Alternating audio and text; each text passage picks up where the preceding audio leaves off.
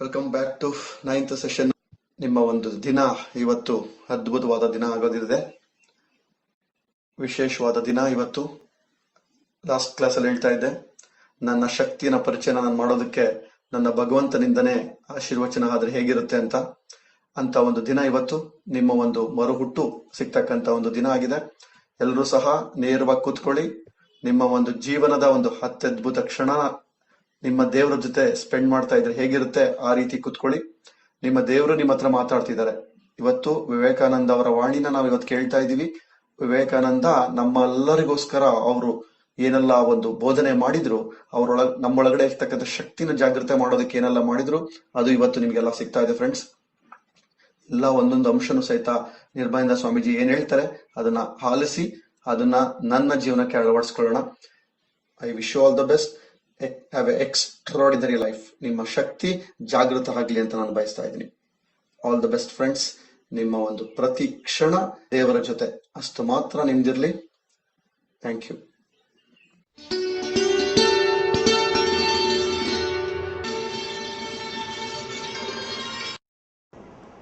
ಭಾರತೀಯರ ಈ ದುರವಸ್ಥೆಯನ್ನು ಕಂಡು ಸ್ವಾಮಿ ವಿವೇಕಾನಂದ ಯೋಚನೆ ಮಾಡಿರುವ, ಓಹೋ, ಇವರಿಗೆ ತಮ್ಮ ಶಕ್ತಿಗಳ ಪರಿಚಯ ಆಗಿಲ್ಲ, ಇವರಿಗೆ ಶಕ್ತಿಯ ಪರಿಚಯಗಳನ್ನು ಮಾಡಿಕೊಡಬೇಕು. ಆದ್ದರಿಂದ ಇವತ್ತಿನ ಸದ್ಯದ ಭಾರತೀಯರು ಹೇಳಿದ್ದಾರೆ, ಮೀನ್ನೆಸ್ ಅಂದ್ರೆ ಸಣ್ಣತನ. ಅವರು ಸಣ್ಣವರಾಗಿ ಇಟ್ಕೊಳ್ಳೋಣ. ಲೇಸಿನೆಸ್, ಸೋಮಾರಿತನ, ಹಿಪೋಕ್ರಸಿ, ಒಳಗೊಂದು ಹೊರಗೊಂದು, ಒಳಗಾಸೆ ಇಟ್ಕೊಳ್ಳೋದು, ಹೊರಗಡೆ ಏನೂ ಆಸೆಗಳಿಲ್ಲದವರಂತೆ ಇರೋದು. Meanness, pettiness, laziness, hypocrisy have taken possession of the land. ಇಡೀ ದೇಶವನ್ನು ಆವರಿಸಿಕೊಂಡ್ಬಿಟ್ಟಿದೆ. Can an intelligent man look at all this and remain quiet? ಒಬ್ಬ ಬುದ್ಧಿವಂತ ಮನುಷ್ಯ ಇದನ್ನೆಲ್ಲ ನೋಡ್ಕೊಂಡು ಸುಮ್ಮನೆ ಕೂತ್ಕೊಳ್ಳೋಕ್ಕಾಗುತ್ತಾ? Does it not bring tears to the eyes? ಕಣ್ಣಲ್ಲಿ ನೀರು ಬರಲ್ವಾ ನನ್ನ ದೇಶದ ದುರ್ವಸ್ಥೆ, ನನ್ನ ಸೋದರಿಗಿರ್ತಕ್ಕಂಥ ಈ ದುರ್ವಸ್ಥೆ ನೋಡ್ತಾ ಇದ್ರೆ? Does it not bring tears to the eyes? Therefore I say, I want to rouse the inherent power of the Atman inside by sending young monks all over the country who will preach them the message of divinity, message of strength, message of self-reliance, and message of infinite possibilities hidden up inside the human coil. ಒಬ್ಬ ಮನುಷ್ಯನ ಶರೀರದ ಒಳಗಡೆ ಹುದುಗಿರ್ತಕ್ಕಂಥ ಅನಂತ ಶಕ್ತಿಗಳು, ಅನಂತ ಸಾಧ್ಯತೆಗಳು, ಅನಂತ ವೈಭವಗಳು. ಎಷ್ಟು ಶಕ್ತಿ ಇದೆಯೋ ಮನುಷ್ಯ ನಿನ್ನ ಒಳಗಡೆ, ಎಷ್ಟೆಲ್ಲ ಶಕ್ತಿ, ಅದರ ಕೇವಲ ಒಂದು ತುಣುಕು ಆಚೆಗೆ ಬಂದ್ರೆ ಈ ಪ್ರಪಂಚಕ್ಕೆ ತಡ್ಕೊಳ್ಳೋಕಾಗೋದಿಲ್ಲ. ಎಷ್ಟು ಶಕ್ತಿಗಳಿದೆಯೋ ಮನುಷ್ಯ, ನಿನಗೇನಾಗಿದೆ ದುರವಸ್ಥೆ, ಬಾ ಆ ಶಕ್ತಿಗಳನ್ನ ಆಚೆಗೆ ತೆಗೆದುಕೊಂಡು ಬಾ. ಬ್ರಿಂಗ್ ಇಟ್ ಔಟ್, ಆಚೆಗೆ ತೆಗೆದುಕೊಂಡು ಬಾ. Assert your self. ನಿನ್ನ ರಾಜತ್ವವನ್ನ, ನಿನ್ನ ಗಾಂಭೀರ್ಯವನ್ನ, ನಿನ್ನ ಮಹತ್ವವನ್ನ ಪ್ರತಿಷ್ಠಾಪಿಸು. ರಾಜನಂತೆ ಮೆರಿಬೇಕಾದವನು. ಯಾಕೆ? ನಿಮ್ಮ ತಾತ ಮುತ್ತಾತಂದಿರು ಪ್ರಪಂಚಕ್ಕೆ ರಾಜರಾಗಿದ್ರು. ಅದೇ ರಕ್ತ ನಿಮ್ಮಲ್ಲಿ ಹರಿತಾ ಇದೆ. ಆವತ್ತು ಅಲೆಕ್ಸಾಂಡರ್ ಇಂಡಿಯಾ ದೇಶಕ್ಕೆ ಬರಬೇಕು ಅಂತಂದಾಗ ಅವನ ಗುರು ಅರಿಸ್ಟಾಟಲ್ ಹೇಳಿದ್ದೇನು ಗೊತ್ತಾ? ಇಂಡಿಯಾ ನೀನು ತಿಳ್ಕೊಂಡಿರೋ ಹಾಗೆ ಪರ್ಷಿಯಾ ದೇಶದ ಹಾಗೆ, ಈಜಿಪ್ಟಿನ ಹಾಗೆ ಅದ್ಯಾವುದೋ ಸಾಮಾನ್ಯ ದೇಶ ಅಂತ ತಿಳ್ಕೊಳ್ಬೇಡವೋ. ಅದು ಜ್ಞಾನಿಗಳಿಂದ ತುಂಬಿ ತುಳುಕಾಡ್ತಾ ಇರ್ತಕ್ಕಂಥ ದೇಶ, ಜ್ಞಾನಿಗಳಿಂದ ತುಂಬಿ ತುಳುಕಾಡ್ತಾ ಇರ್ತಕ್ಕಂಥ ದೇಶ. ಒಬ್ಬ ಇಂಡಿಯನ್ ಒಂದು ದೇಶದ ಚಿತ್ರವನ್ನೇ ಬದಲಾವಣೆ ಮಾಡ್ತಾನೆ. ಒಬ್ಬ ಇಂಡಿಯನ್ ಒಂದು ದೇಶಕ್ಕೆ ಹೋದ ಅಂತಂದ್ರೆ ಆ ದೇಶದ ಭವಿಷ್ಯವನ್ನೇ, ಹಣೆ ಬರವನ್ನೇ ಬದಲಾವಣೆ ಮಾಡ್ತಾನೆ. ಅರಿಸ್ಟಾಟಲ್ ಸುಮ್ಮನೆ ಹೇಳಿದ್ನ, ಚೈನಾದಿಂದ ಹಿಡಿದು ಜಪಾನ್ ವರೆಗೆ ಅವೆಲ್ಲ ಕೂಡ ಕಾಡು ಮೃಗಗಳಂತೆ ಬದುಕ್ತಾ ಇದ್ರ ಆ ಜನ. ಇಲ್ಲಿಂದ ಬೌದ್ಧ ಸನ್ಯಾಸಿಗಳು ಹೋದ್ರು ನೋಡಿ, ಒಂದೊಂದು ದೇಶಕ್ಕೆ ಬೌದ್ಧ ಸನ್ಯಾಸಿಗಳು ಹೋದ್ರು, ಒಂದೊಂದು ದೇಶದ ಚಿತ್ರವನ್ನೇ ಬದಲಾವಣೆ ಮಾಡಿದ್ರು. ಇದೆಲ್ಲ ಅರಿಸ್ಟಾಟಲ್ ಗೊತ್ತಿತ್ತು. ಆದ್ದರಿಂದ ಅಲೆಕ್ಸಾಂಡರ್ ಹೇಳ್ದ, ನೀನು ಬರುವಾಗ ಒಂದು 4 ಜನ ಅಲ್ಲಿಯ ಫಿಲಾಸಫರ್ಸ್ ಕರ್ಕೊಂಡ್ ಬಾ, ಅಲ್ಲಿಯ ತತ್ವಜ್ಞಾನಿಗಳನ್ನ ಕರ್ಕೊಂಡ್ ಬಾ, ನಿನ್ನ ಗ್ರೀಸ್ ದೇಶ ಉದ್ಧಾರ ಆಗುತ್ತೆ. ಅಲೆಕ್ಸಾಂಡರ್ ಕರ್ಕೊಂಡು ಹೋದ. ಹೀಗೆ ಸ್ವಾಮಿ ವಿವೇಕಾನಂದರ ಮಾತಿನಲ್ಲಿ ನಾನು ಒಂದೊಂದು ಕಾಲೇಜನ್ನು ಪ್ರಾರಂಭ ಮಾಡಿ ಮಹಾ ತತ್ವಜ್ಞಾನಿಗಳಾಗಿರ್ತಕ್ಕಂಥ, ತ್ಯಾಗಿಗಳಾಗಿರ್ತಕ್ಕಂಥ ಯುವಕರನ್ನು ನಿರ್ಮಾಣ ಮಾಡಿ ಅವ್ರು ಒಬ್ಬೊಬ್ಬರು ಒಂದೊಂದು ಊರಿಗೂ ಹೋಗಿ, ಏ ಮನುಷ್ಯ, ನಿನ್ನ ಶಕ್ತಿಗಳು ಎಷ್ಟು ಅಂದ್ರೆ ಒಂದು ತುಣುಕು ಸಾಕು ಪ್ರಪಂಚಕ್ಕೆ ತಾಳಿಕೊಳ್ಳೋದಕ್ಕಾಗೋದಿಲ್ಲ, ಒಂದು ತುಣುಕು ಆಚೆಗೆ ತೆಗೆದುಕೊಂಡು ಬಾರೋ, ಅದ್ಭುತಗಳು ನಡೆಯುತ್ತೆ ಎನ್ನುವ ಪಾಠವನ್ನ. Therefore I say, I want to rouse the inherent power of the Atman. ಒಳಗಡೆ ಮಲಗಿರುವ ಸಿಂಹವನ್ನು ಬಡಿದೆಬ್ಬಿಸಬೇಕು. ನನ್ನ ಶಿಷ್ಯರು, ತ್ಯಾಗಿ ಸನ್ಯಾಸಿಗಳು ಊರೂರಿಗೆ ಹೋಗಿ ಇಂಥ ಕಾಲೇಜ್ ಮಾಡಬೇಕು, ಆದ್ರೆ ದುಡ್ಡೆಲ್ಲಿಂದ ತರೋದು ಅಂತ ಯೋಚನೆ ಮಾಡಿ ವಿವೇಕಾನಂದರು ಆವತ್ತು ಕನ್ಯಾಕುಮಾರಿಯಲ್ಲಿ 3 ದಿನ ಊಟ ಇಲ್ಲ, ಒಂದು ತೊಟ್ಟು ನೀರಿಲ್ಲ. ಈ ದೇಶಕ್ಕೆ ಬಂದ ದುರವಸ್ಥೆ ಅವರಿಗೆ ಅಷ್ಟು ಚಿಂತೆಗೀಡು ಮಾಡಿತ್ತು.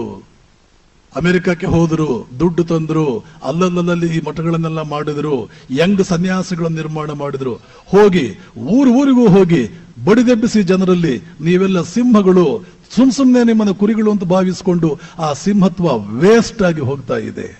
ನಿಮ್ಮನ್ನು ಕುರಿಗಳು ಅಂತ ಭಾವಿಸಿಕೊಂಡು ಜೀವನವೇ ಹಾಳಾಗಿ ಹೋಗ್ತಾ ಇದೆ, ವ್ಯರ್ಥವಾಗ್ತಾ ಇದೆ. ಸಿಂಹತ್ವವನ್ನು ತನ್ನೆ ಆಚೆಗೆ ಅನ್ನುವಂತ ಮೆಸೇಜ್ ಕೊಡಿ ಅಂತ ನಾನು ಹೇಳಬೇಕು ಅಂತ ವಿವೇಕಾನಂದರು ಭಾವಿಸಿದ್ರು. ಇದು ಎಲ್ಲಿದೆ? ಇದು ಉಪನಿಷತ್ತುಗಳ ತತ್ವ. ವಿವೇಕಾನಂದರು ಹೇಳ್ತಾರೆ, ಭಾರತೀಯರೇ, ಗೋ ಬ್ಯಾಕ್ ಟು ಉಪನಿಷತ್ಸ್. ಹೋಗಿ ಉಪನಿಷತ್ತುಗಳ ಜೀವನ ಧರ್ಮ, ಜೀವನ ರಚನೆಗೆ ವಾಪಸ್ ಹೋಗಿ. ಆ ಉಪನಿಷತ್ತು ಏನು ಹೇಳುತ್ತೆ? ಮನುಷ್ಯನ ಶಕ್ತಿಯನ್ನು ಕ್ಯಾಲ್ಕುಲೇಟ್ ಮಾಡುತ್ತೆ.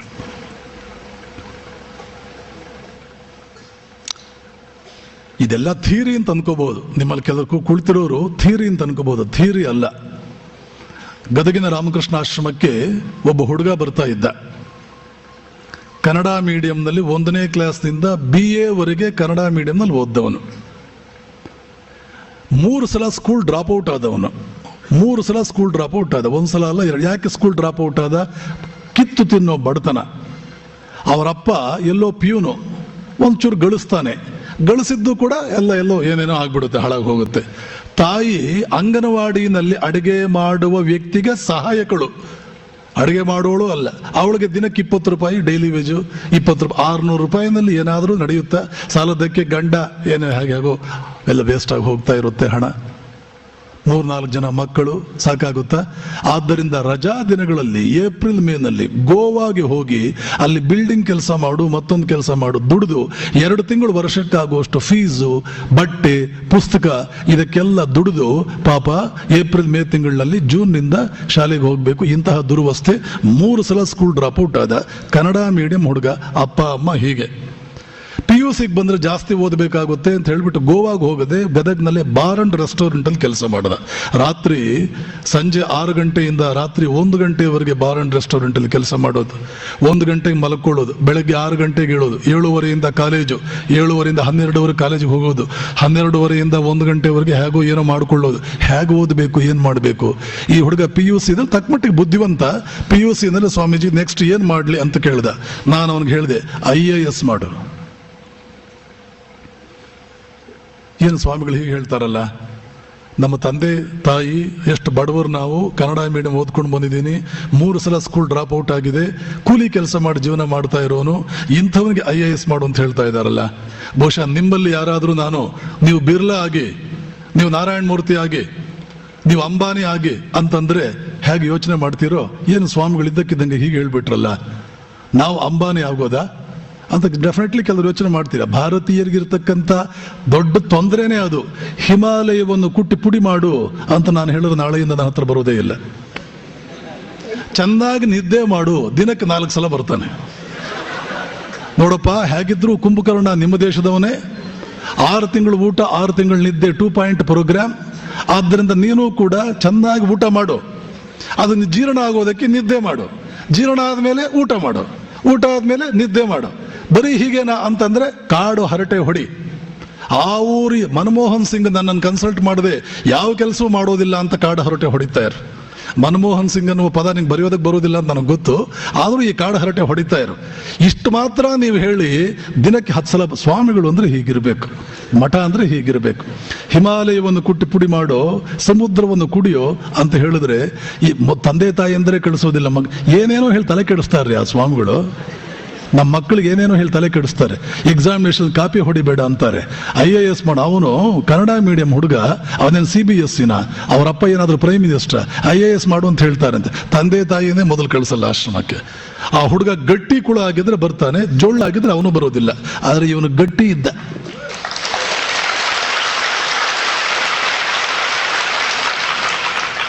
IAS ಮಾಡು ಅಂದೆ. ಅವನಿಗೆ ಒಂದು ಪುಸ್ತಕ ನೋಡು, ವಿವೇಕಾನಂದರು ಏನು ಹೇಳಿದ್ದಾರೆ ಗೊತ್ತೇನೋ?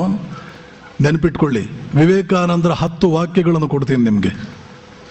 ಆ 10 ವಾಕ್ಯಗಳನ್ನು ನೀವು ನಿಮ್ಮ ಮಕ್ಕಳಿಗೆ ಬೈಹಾರ್ಟ್ ಮಾಡಿಸಿ ಅದರಂತೆ ಜೀವನ ಮಾಡಿ ಅಂತ ಹೇಳಿ, ಅವನೊಬ್ಬ ಬಿರ್ಲಾ ಆಗ್ತಾನೆ.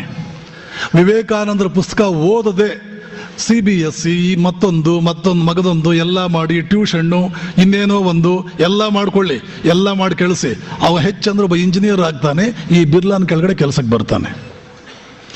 ವಿವೇಕಾನಂದರ 10 ವಾಕ್ಯ ಓದಿಸಿ ಅವನು ಬಿರ್ಲಾ ಆಗ್ತಾನೆ. ಎಕ್ಸಾಮಿನೇಷನ್ ನಲ್ಲಿ ಕಾಪಿ ಹೊಡೆಯೋದಕ್ಕೆ ಹೋಗಿ ಸಿಕ್ಕಾಕೊಂಡು ಇನ್ನು ಮುಂದೆ ಓದೋದಕ್ಕೆ ಸಾಧ್ಯ ಇಲ್ಲ ಅನ್ನುವಂತ ಸ್ಥಿತಿಯಲ್ಲಿದ್ದಂತ ಆಶ್ರಮದ ಒಬ್ಬ ಹುಡುಗ, ಕನ್ನಡವೂ ಬರೆಯೋದಿಲ್ಲ, ಕಾಪಿ ಮಾಡೋದಕ್ಕೆ ಹೋದ. ನನಗೆ ಹೇಳಿದ್ರೆ ನಾನು ಬೈತೀನಿ ಅಂತ ಸುಮ್ಮನೆ ಇದ್ದ. ಯಾರ ಮೂಲಕವೋ ಗೊತ್ತಾಯಿತು, ತಕ್ಕಮಟ್ಟಿ ಆಶ್ರಮದಲ್ಲಿ ಸ್ವಾಮಿಗಳಿಗೆ ಸೇವೆ ಮಾಡಬೇಕು ಅನ್ನೋ ಸಂಸ್ಕಾರ ಇತ್ತು. ಅಡಿಗೆ ಚೆನ್ನಾಗಿ ಮಾಡ್ತಾ ಇದ್ದ. ಅವನು ಹೇಳಿದೆ, ಒಂದು ಹೋಟೆಲ್ ಇಡು, ಹೋಗ್ಲಿ ಉದ್ಧಾರ ಆಗ್ತೀಯ. ಅದು ಚೆನ್ನಾಗಿ ಬೈದು ಒಂದು ಹೋಟೆಲ್ ಇಡು. 5 ಹೋಟೆಲ್ ಇಟ್ಟಿದ್ದಾನೆ ಇವತ್ತು. ಇವತ್ತು 5 ಹೋಟೆಲ್ ಇಟ್ಟಿದ್ದಾನೆ. 200 ಜನರಿಗೆ ನೌಕರಿ ಕೊಡ್ತಾ ಇದ್ದಾನೆ. ವರ್ಷಕ್ಕೆ 20 ಲಕ್ಷ ರೂಪಾಯಿ ಇನ್ಕಮ್ ಟ್ಯಾಕ್ಸ್ ಕಟ್ತಾನೆ.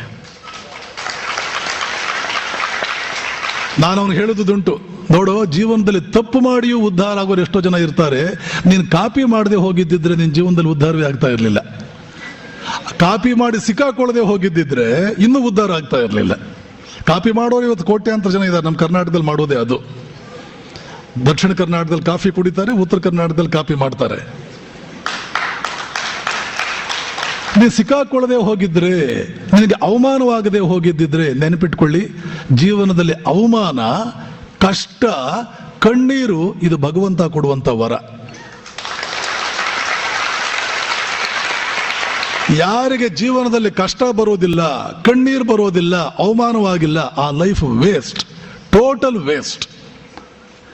ಕುಂತಿ ಕೃಷ್ಣನಿಗೆ ಒಂದು ವರ ಕೇಳ್ತಾಳೆ. ಅತ್ತೆ, ನಿನಗೇನು ವರ ಬೇಕು ಅಂತಂದ ಕುಂತಿ ಕೇಳ್ತಾಳೆ. ಕೃಷ್ಣ, ಹೆಜ್ಜೆ ಹೆಜ್ಜೆಗೂ ದುಃಖಗಳು, ಕಷ್ಟಗಳು, ಅವಮಾನಗಳು, ಕಣ್ಣೀರುಗಳು, ಇಂಥ ವರ ಕೊಡು, ಇಂಥದ್ದೊಂದು ವರ ಕೊಡು. ಯಾಕೆ ಅವಳು ಆ ರೀತಿ ಕೇಳಿದ್ಲು? ಹಾಗೆ ಮಾಡ್ತಾ ಮಾಡ್ತಾ ಕಣ್ಣೀರು ಬರ್ತಾ, ದುಃಖ ಬರ್ತಾ, ಅವಮಾನವಾಗ್ತಾ, ನಿಟ್ಟುಸಲು ಬರ್ತಾ ಧೀರರಾಗ್ತೇವೆ. ಇಲ್ಲದೆ ಹೋದ್ರೆ ಜನಾನ ಹೆಂಗಸರಾಗ್ಬಿಡ್ತೇವೆ. ಜನಾನ ಹೆಂಗಸರು, ಹಳೆ ಕಾಲದ ಈ ಸುಲ್ತಾನರು, ನವಾಬರು, ಇವರೆಲ್ಲ ರಾಜರಿದ್ರೆ ಅವರ ಪತ್ನಿಯರು ಜನಾನ ಹೆಂಗಸರು. ಅವರ ಜನಾನ ಬಿಟ್ಟು ಆಚೆಗೆ ಬರೋ ಹಾಗಿರ್ಲಿಲ್ಲ. ಅಲ್ಲೇ ಇರೋದು ಸುಂದರವಾದಂತ ಗೊಂಬೆಗಳು, ಅದರ ಆಚೆಗೆ ಇನ್ನೇನು ಮಾಡ್ಲಾರರು. ಅಲ್ಲೇ ಇರತಕ್ಕಂಥದ್ದು. ಆ ಥರ ಆಗ್ಬಿಡ್ತೀವಿ. ರಣರಂಗಕ್ಕೆ ಇಳಿದು ಒಬ್ಬ ನೆಪೋಲಿಯನ್ ಆಗುವಂತಹ ಒಂದು ತಾಕತ್ತು ಬರಬೇಕಾ? ಕಣ್ಣೀರು ಬರಬೇಕು, ಅವಮಾನ ಆಗಬೇಕು, ನಿಟ್ಟುಸಲಾಗಬೇಕು, ಜೀವನದಲ್ಲಿ ಜಿಗುಪ್ಸೆ ಬರಬೇಕು. ಆ ಜಿಗುಪ್ಸೆ ಬಂದಾಗ ಮುಷ್ಟಿ ಹಿಡಿದು ನಾವು ಪ್ರತಿಜ್ಞೆ ಮಾಡ್ತೀವಿ, ಛೇ, ಈ ಮನುಷ್ಯ ಒಂದು ದಿನ ನನ್ನ ಪಾದಕ್ಕೆ ಶರಣಾಗಬೇಕು, ಹಾಗೆ ಮಾಡಲಿಲ್ಲ ಅಂದ್ರೆ ನಾನೊಬ್ಬ ಮನುಷ್ಯ ಅಲ್ಲ. ಆವಾಗ ನಿಮ್ಮ ಜೀವನದ ಉದ್ಧಾರ ಪ್ರಾರಂಭ ಆಗುತ್ತೆ. ಈ ಹುಡುಗನಿಗೆ ಹೇಳಿದೆ, ನೋಡು, IAS ಮಾಡು. ಯಾಕೆ ಗೊತ್ತಾ? ವಿವೇಕಾನಂದರು ಹೇಳ್ತಾರೆ, ಈ ಪ್ರಪಂಚದಲ್ಲಿ ಏನಾದರೂ ಪಾಪ ಅನ್ನುವಂತಹದ್ದಿದ್ರೆ ಏನು ಗೊತ್ತಾ? ಪಾಪ. ಇದೆಲ್ಲ ಅರ್ಥ ಮಾಡ್ಕೊಳ್ಳಿ. ಯಾವ ರೀತಿಯ ಜ್ಞಾನವೂ ನಮ್ಮ ದೇಶದ ಜನರಿಗೆ ಇವತ್ತಿಲ್ಲ. ಉದ್ಧಾರವಾಗಬೇಕಾದ್ರೆ ಏನು ಜ್ಞಾನ ಬೇಕೋ ಅದರ ಒಂದು ವಾಕ್ಯವೂ ನಮ್ಮ ದೇಶದ ಜನರಿಗೆ ಗೊತ್ತಿಲ್ಲ ಇವತ್ತು. ನಾನು ಆವಾಗ ಒಂದು ಪ್ರಶ್ನೆ ಕೇಳೋದುಂಟು. ಅಮೆರಿಕ ದೇಶದವರು ಲಕ್ಷ್ಮೀ ಪೂಜೆ ಮಾಡ್ತಾರಾ? ಅವ್ರ್ಯಾಕೆ ಶ್ರೀಮಂತರಾದ್ರು? ನೀವು ಯಾವ ಲಕ್ಷ್ಮಿನ ಬಿಟ್ರಿ? ಸಂತಾನ ಲಕ್ಷ್ಮಿ, ಗಜಲಕ್ಷ್ಮಿ, ಧನಲಕ್ಷ್ಮಿ, ಲಕ್ಷ್ಮಿ ಕೃಪೆ ಮಾಡಿದ್ಲ? ಜಪಾನ್ ದೇಶದವರು ಸರಸ್ವತಿ ಪೂಜೆ ಮಾಡ್ತಾರ? ಅವ್ರಿಗೆ ಬುದ್ಧಿ ಕೊರತೆ ಇದೆಯಾ? ನಾವು ಸರಸ್ವತಿ, ಶಾರದಾ, ಅದರಲ್ಲೂ ಈಗಂತೂ ಎಕ್ಸಾಮಿನೇಷನ್ ಟೈಮು. ಯಾವ ಗಣೇಶನ ದೇವಸ್ಥಾನ ಮುಂದೆ ನೋಡಿದ್ರು ಸ್ಟೂಡೆಂಟ್ಸೇ ಇರ್ತಾರೆ, ಯಾವ ದೇವಸ್ಥಾನದ ಮುಂದೆ ನೋಡಿದ್ರು ಸ್ಟೂಡೆಂಟ್ಸೇ ಇರ್ತಾರೆ. ಆ ದೇವರು ಇನ್ನೂ ಬುದ್ಧಿವಂತ. ಅವನು ಹೇಳ್ತಾನೆ, ನೋಡು, ನಿನ್ನ ಕಾಲೇಜ್ ಪ್ರಾರಂಭ ಆಗಿದ್ದು ಜುಲೈ ತಿಂಗಳಲ್ಲಿ, 5-6 ತಿಂಗಳು ಬಿಟ್ಕೊಂಡು ಇವಾಗ ಬಂದಿಯಾ? ಇಷ್ಟು ದಿವಸ ನನ್ನ ನೆನಪು ನಿನಗೆ ಆಗಲೇ ಇಲ್ವಾ? ಏನು ಯೋಚನೆ ಮಾಡಬೇಡ, ನಾನು 5-6 ತಿಂಗಳಾದ್ಮೇಲೆ ಅಕ್ಟೋಬರ್ನಲ್ಲಿ ನಿನಗೆ ಆಶೀರ್ವಾದ ಮಾಡ್ತೇನೆ. ಏನು ಯೋಚನೆ ಮಾಡಬೇಡ, ಅಕ್ಟೋಬರ್ನಲ್ಲಿ ಆಶೀರ್ವಾದ ಮಾಡ್ತಾನೆ. ಅವರೆಲ್ಲ ಉದ್ಧಾರವಾದರು, ನಾವ್ಯಾಕೆ ಉದ್ಧಾರವಾಗೋದಕ್ಕೆ ಕಷ್ಟವಾಗ್ತಾ ಇದೆ? ಯಾಕೆ? ಭಗವಂತ ಹೇಳ್ತಾನೆ, ಏ ಮನುಷ್ಯ, ಭಾರತೀಯ, ನಿನ್ನ ತಲೆ ಒಳಗಡೆ ಬುದ್ಧಿ ಎನ್ನುವಂತ ವಜ್ರದ ಒಂದು ಮೈನ್, ಒಂದು ಗಣಿಯನ್ನು ಇಟ್ಟಿದ್ದೇನೆ ನಾನು. ನಿನ್ನ ಮಾನವ ಶರೀರ ಅಂತಿದೆಯಲ್ಲ, ಇದರ ಒಳಗಡೆ ವಜ್ರದ ಗಣಿ ಇಟ್ಟಿದ್ದೇನೆ.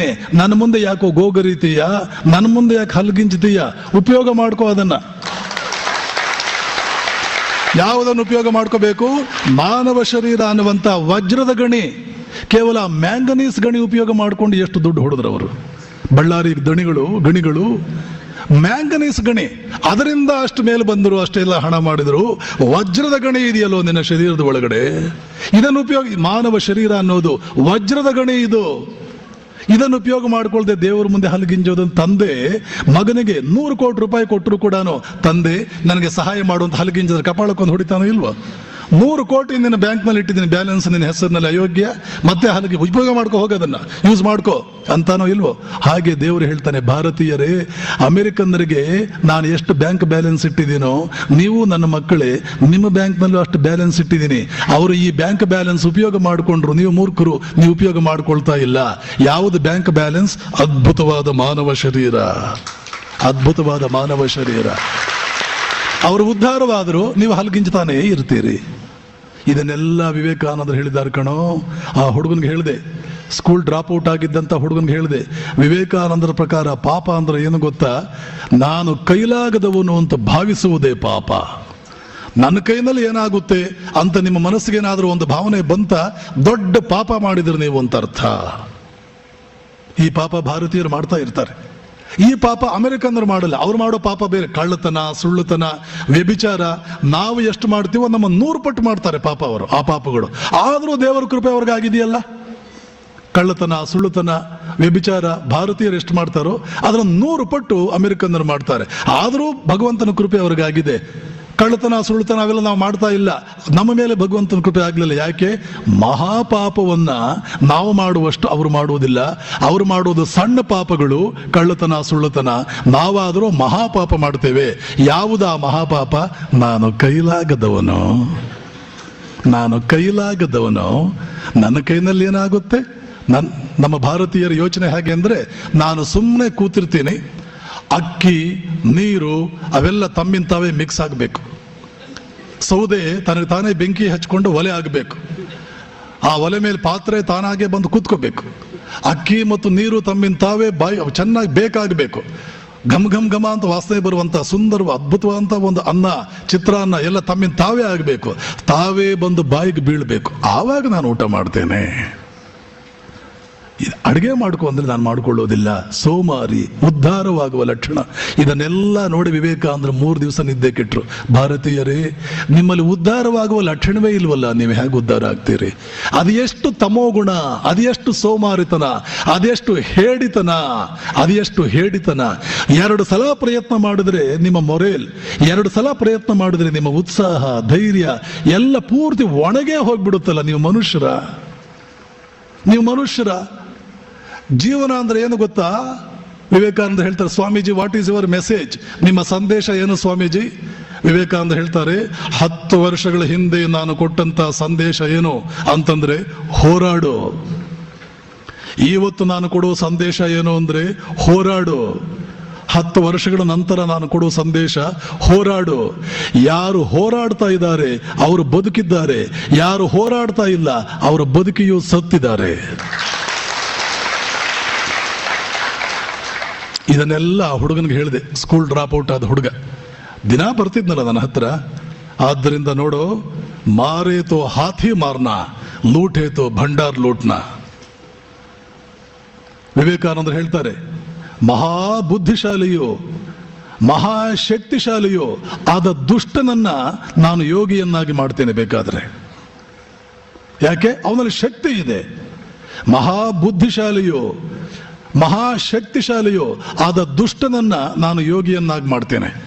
ಬುದ್ಧಿಯೂ ಇಲ್ಲ, ಶಕ್ತಿಯೂ ಇಲ್ಲ, ಯಾರ ತಂಟೆಗೂ ಹೋಗುವುದಿಲ್ಲ, ಒಳ್ಳೆಯವನು ಅಂತಿದಾನಲ್ಲ, ಅವನನ್ನು ನಾನು ಯಾವ ಕಾಲಕ್ಕೂ ಯೋಗಿಯನ್ನಾಗಿ ಮಾಡಲಾರೆ. ಅವನು ಯೋಗಿಯಾಗಲಾರ, ಅವನು ಅನ್ಫಿಟ್, ಟೋಟಲ್ ಅನ್ಫಿಟ್. ಇದರ ಅರ್ಥ ಏನು? ಎಲ್ಲಿ ಶಕ್ತಿ ಇದೆಯೋ ಅಲ್ಲಿ ಮಾತ್ರ ಆಧ್ಯಾತ್ಮಿಕತೆ ಇದೆ, ಯೋಗಿಯಾಗುವ ಯೋಗ್ಯತೆ ಇದೆ, ಅರ್ಹತೆ ಇದೆ. ಆಧ್ಯಾತ್ಮಿಕತೆ ಅಂದ್ರೆ ಶಕ್ತಿ. ಮೊದಲು ಶಕ್ತಿಯನ್ನು ದುಷ್ಟಶಕ್ತಿಯಾಗಿರ್ಲೇಬೇಕಾದ್ರೆ ಪರಮ ದುಷ್ಟನ ಏನು ಯೋಚನೆ ಮಾಡೋ ಹಾಗಿಲ್ಲ. ಪರಮ ಬುದ್ಧಿಶಾಲಿಯೂ ಆಗಿದ್ದಾನ, ಜೊತೆಗೆ ಪರಮ ಶಕ್ತಿಶಾಲಿಯೂ ಆಗಿದ್ದಾನ, ಅವನು ಯೋಗಿ ಆಗಬಲ್ಲ. ರತ್ನಾಕರ ದಿನಕ್ಕೆ 100-200 ಕೊಲೆ ಮಾಡ್ತಾ ಇದ್ದ. ವೀರಪ್ಪನ್ ನಾಚ್ಕೊಂಡು ಸಾಯ್ಬೇಕು ಅವನ ಮುಂದೆ, ಅಂತಹ ದುಷ್ಟ. ದಿನಕ್ಕೆ 100-200 ಕೊಲೆ ಮಾಡ್ತಾ ಇದ್ದ. ನಾರದ ಹೇಳ್ದ, ಎಷ್ಟು ದೊಡ್ಡ ದುಷ್ಟನಾಗಿದ್ದೀಯೋ ನೀನು, ಚಿಂತೆ ಇಲ್ಲ, ನಿನ್ನಲ್ಲಿ ಮಹಾಶಕ್ತಿ ಇದೆ, ಆದ್ದರಿಂದ ನೀನು ಯೋಗಿ ಆಗಬಲ್ಲೆ. ಈ ಪಾಪಗಳಿಂದ ಪಾರಾಗಬೇಕು ಅಂದ್ರೆ ನೀನು ಯೋಗಿ ಆಗೋದೊಂದೇ. ಹಿಮಾಲಯಕ್ಕಿಂತಲೂ ದೊಡ್ಡದಾಗಿದೆ ನಿನ್ನ ಪಾಪ ರಾಶಿ. ಏನು ಯೋಚನೆ ಮಾಡಬೇಡ, ನಾನು ನಿನ್ನ ಯೋಗಿಯನ್ನಾಗಿ ಮಾಡ್ತೇನೆ. ತಗೋ ಈ ಮಂತ್ರ ಜಪಿಸು ಅಂತ ರಾಮನಾಮವನ್ನು ಕೊಟ್ಟ. ರಾಮ್ ರಾಮ್ ರಾಮ್ ಅಂತ ಧ್ಯಾನ ಮಾಡ್ತಾ ಕೂತ್ಕೊಂಡ. ನೀವೆಷ್ಟು ಧ್ಯಾನ ಮಾಡ್ತೀರಿ? 15 ನಿಮಿಷ ಮಾಡ್ತೀರಾ? 15 ನಿಮಿಷದಲ್ಲಿ ನಿಮ್ಮ ಮನಸ್ಸು 15 ಸಲ ವರ್ಲ್ಡ್ ಟೂರ್ ಹೋಗಿರುತ್ತೆ. LTCನೂ ಬೇಡ, ಏನೂ ಬೇಡ, ವೀಸಾ ಬೇಡ, ಪಾಸ್ಪೋರ್ಟ್ ಬೇಡ. 15 ನಿಮಿಷ ಧ್ಯಾನ ಕೂತ್ಕೊಳ್ಳಿ. 10 ಸಲ all India tour, Nirmal travels, world tour, ಇನ್ಯಾವುದೋ ಒಂದು ಟ್ರಾವೆಲ್ಸ್. 15 ನಿಮಿಷ ಮಾಡ್ತೀರಾ? ಈ ಪರಮ ದುಷ್ಟ ಅಂತ ನಾವು ಕರಿತೀವಿ ನೋಡಿ ಭಾರತೀಯರು. ಆ ರತ್ನಾಕರ ಧ್ಯಾನಕ್ಕೆ ಕೂತ, ಎಷ್ಟೊತ್ತು ಧ್ಯಾನ ಮಾಡ್ದ? ಮೈ ಮೇಲೆ ಹುತ್ತ ಬರೋವರೆಗೂ ಏಳಲಿಲ್ಲ, ಹಾಗೆ ಧ್ಯಾನಕ್ಕೆ ಕೂತ. ಯೋಗಿಯ ಲಕ್ಷಣ ಇರ್ಲಿಲ್ವ ಅವನಲ್ಲಿ? ದಿನಕ್ಕೆ 100 ಕೊಲೆ ಮಾಡ್ತಾ ಇದ್ದವನು ಪರಮ ದುಷ್ಟನು, ಬುದ್ಧಿಶಾಲಿಯೋ ಶಕ್ತಿಶಾಲಿಯೋ. ಯೋಗಿಯ ಲಕ್ಷಣ ಅವನಲ್ಲಿರುವಷ್ಟು ನಮ್ಮಲ್ಲಿದೆಯಾ? ನಾವು ಯಾರ ತಂಟೆಗೂ ಹೋಗಿಲ್ಲ. ನೀನು ಯಾರ ತಂಟೆಗೂ ಯಾಕೆ ಹೋಗಿಲ್ಲ ಗೊತ್ತಾ? ನೀನೊಂದು ಬಂಡೆ, ನೀನೊಂದು ಗೋಡೆ, ನಿನ್ನಲ್ಲಿ ಜೀವವೇ ಇಲ್ಲ. ಆದ್ದರಿಂದ ಯಾರ ತಂಟೆಗೂ ಹೋಗಿ ಮಹಾ ಸಾತ್ವಿಕ ಅಂತ ಯಾರ ತಂಟೆಗೂ ಹೋಗದೆ ಕೂತವನೇನಲ್ಲ ನೀನು. ರಣ ಹೇಳಿ. ವಿವೇಕಾನಂದರ ಮಾತಿನಲ್ಲಿ ಅರ್ಥ ಇಲ್ವಾ? ವಾಲ್ಮೀಕಿ ಆ ಮೈ ಮೇಲೆ ಹುತ್ತ ಬೆಳೆಯೋವರು ಕೂತ್ ದಿನಕ್ಕೆ 100 ಕೊಲೆ ಮಾಡ್ತಾ ಇದ್ದವನು ಮೈ ಮೇಲೆ ಹುತ್ತ ಬೆಳೆಯೋವರಿಗೆ ಧ್ಯಾನ ಕೂತ್ನಲ್ಲ. ಸಾತ್ವಿಕ ಮನುಷ್ಯ ಅಂತ ತಿಳ್ಕೊಂಡಿರೋನೆ. ನೀನು ಎಷ್ಟೊತ್ತಯ್ಯ ಕೂಡ್ತೀಯ ಧ್ಯಾನಕ್ಕೆ? 15 ನಿಮಿಷ ಕೂಡ್ತೀಯನಯ್ಯ? ಅರ್ಧ ಗಂಟೆ ಕೂಡ್ತೀಯ? 1 ಗಂಟೆ ಕೂಡ್ತೀಯ? ಮೈ ಮೇಲೆ ಹುತ್ತ ಒಂದು ದಿನವಾ? ವರ್ಷಗಳ ಗಟ್ಟಲೆ ಕೂತ್ರೆ ಮೈ ಮೇಲೆ ಹುತ್ತ ಬರೋದು. 1 ವರ್ಷ ಕೂತ್ಕೋಬೇಕು ಕನಿಷ್ಠ. ಧ್ಯಾನ ಕೂತವನು ಏಳಲಿಲ್ಲ, ಮಧ್ಯೆ ಮಧ್ಯೆ ಎದ್ದು ಹೋದವನಲ್ಲ. ಒಂದು ಸಲ ಧ್ಯಾನಕ್ಕೆ ಕೂತವನು 1 ವರ್ಷ ಏಳಲಿಲ್ಲ ಅಂದ್ರೆ ಅವನೇನು ಸಾಮಾನ್ಯ ಯೋಗಿಯೋ? ಅಂಥ ಯೋಗಿಯೂ ಆಗಬಲ್ಲ ದುಷ್ಟನಾದವನು, ಶಕ್ತಿಶಾಲಿಯಾದವನು. ದುಷ್ಟನೂ ಅಲ್ಲ, ಶಕ್ತಿಶಾಲಿಯೂ ಅಲ್ಲ. ನಿನ್ ಕೈಯಲ್ಲಿ ಏನಾಗುತ್ತೆ? ಮಣ್ಣಂಗಟ್ಟೆ. ಆದ್ದರಿಂದ ನೆನಪಿಟ್ಕೋ, ಹೋರಾಡು. ಇಲಾಖೆ ಮಾಡೋಕ್ಕಾಗುತ್ತಾ ಇಲ್ವೋ ಅದನ್ನು ಮಾಡೋದಕ್ಕೆ ಹೊರಟಿದ್ದಾರೆ. ಶಿಕ್ಷಣ ಇಲಾಖೆ ಏನ್ ಮಾಡುತ್ತೆ? ನೀನೊಬ್ಬ ಇಂಜಿನಿಯರ್ ಆಗು, ಎಲ್ಲರ ಮುಂದೆ, ಸಿಕ್ಕಿದವ್ರ ಮುಂದೆ ಎಲ್ಲ ಕೈ ಜೋಡಿಸು, ನಿನ್ನ ಮೂಳೆ ಮುರಿದು ಹೋಗೋ ಹಾಗೆ ಬೆನ್ನು ಬಗ್ಗಿಸು. ಅವ್ರು ಎಷ್ಟು ಬೈದ್ರು ಬಯಸ್ಕೋ, ಅವರ ದಾಸನಾಗಿ ಬದುಕು.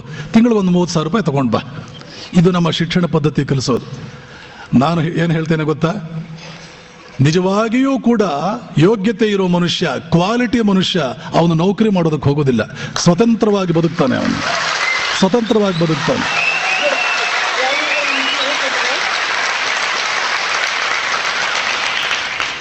ಒಂದು ತಿಂಗಳಿಗೆ 10 ಲಕ್ಷ ಸಂಬಳ ಬರಬಹುದು. ಆದ್ರೆ ನೆನ್ಪಿಟ್ಕೋ, 10 ಲಕ್ಷ ಸಂಬಳ ತಗೊಳ್ಳುವಂತಹ ನೌಕರಸ್ಥನೇ ನೀನೊಬ್ಬ ಹಮಾಲಿ. ಸ್ವತಂತ್ರವಾಗಿ ಬದುಕ್ತಾರ. 10,000 ರೂಪಾಯಿ ಗಳಿಸಿ ತನ್ನ ಕಾಲ ಮೇಲೆ ತನಗೆ ತಾನೇ ಯಜಮಾನನ. ನೀನು ಧೀರ.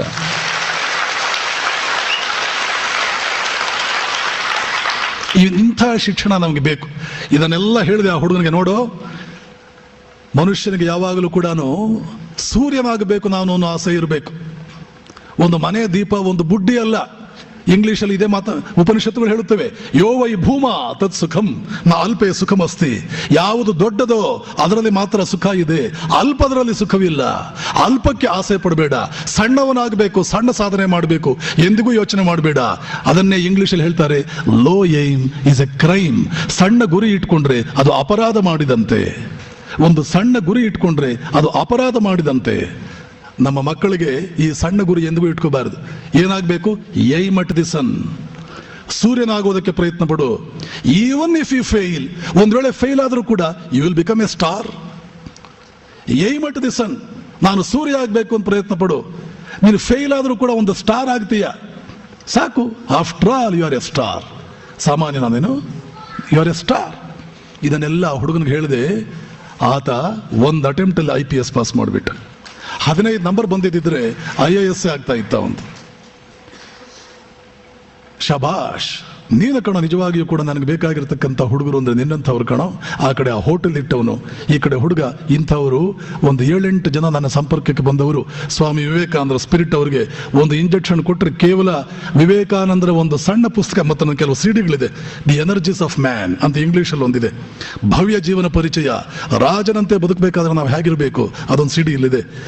ಮತ್ತು ಇದೇ ಶಿಕ್ಷಣ, ವಿದ್ಯಾರ್ಥಿಗಳ ಶಿಕ್ಷಣ ನಿಜವಾಗಲೂ ಹೇಗಿರಬೇಕು, ಹುಲಿಗಳನ್ನಾಗಿಸುವಂತೆ ಇರಬೇಕು. ಇದೆಲ್ಲ ಇಲ್ಲಿ ಸಿಡಿಗಳಿದೆ. ಇಲ್ಲಿ ನಮ್ಮ ಆಶ್ರಮದ ಭಕ್ತೆ ಶ್ರೀಮತಿ ಲತಾ ರಾಜಶೇಖರ್ ಅವ್ರ ಹತ್ರ ಇವೆಲ್ಲ ಈ ಸಿಡಿಗಳು ಸಿಗುತ್ತವೆ. ನಮ್ಮ ಮುಂದ್ಗಡೆ ಕುಳಿತಿರ್ತಕ್ಕಂಥ ವಾಲಂಟಿಯರ್ಸ್ ಹತ್ರ ಕೂಡ ಇದೆ. ಮುಂದೆ ಬೇಕು ಅಂತಂದ್ರೆ ಅವ್ರ ಕಡೆ ಸಿಗುತ್ತೆ. ಇಂಥ ಮಾತುಗಳನ್ನ ಆ ಹುಡುಗನ ಹೇಳಿದಾಗ ಡೈಲಿ ವೇಜರ್ ಹುಡುಗ ಈ ಮಟ್ಟಕ್ಕೆ ಬಂದನಲ್ಲ. ವಿವೇಕಾನಂದರು ನಿಮ್ಮ ಒಳಗಡೆ ಅದ್ಭುತವಾದ ಶಕ್ತಿಗಳಿದೆ, ಆಚೆಗೆ ತನ್ನಿ ಅಂತ ಹೇಳಿದ್ದು ಸುಳ್ಳ?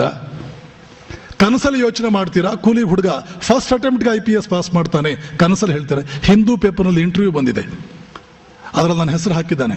ನನಗೆ BA ಆದಮೇಲೆ MA ಮಾಡಬೇಕು, ಜವಾಹರ್ಲಾಲ್ ನೆಹರು ಯೂನಿವರ್ಸಿಟಿನಲ್ಲಿ ಪ್ರೊಫೆಸರ್ ಆಗಬೇಕು ಡೆಲ್ಲಿನಲ್ಲಿ ಅಂತ ಆಸೆ ಇತ್ತು. ಗದಗ ರಾಮಕೃಷ್ಣ ಆಶ್ರಮದ ಸ್ವಾಮಿ ನಿರ್ಭಯಾನಂದರು ನೀನು IAS ಮಾಡಬೇಕು ಅಂತ ನನಗೆ ಇದಕ್ಕೆ ತಳ್ಳಿದ್ರು. ಇದರಿಂದ ನಾನು IPS ಪಾಸ್ ಮಾಡಿದೆ ಅಂತ ಹಿಂದೂ ಇಂಟರ್ವ್ಯೂನಲ್ಲಿ ಹೇಳಿದ್ದಾನೆ.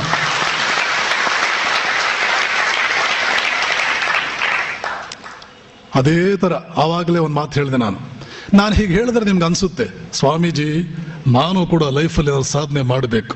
ವೆರಿ ಗುಡ್, ರಕ್ತ ಬಿಸಿಯಾಗಬೇಕು.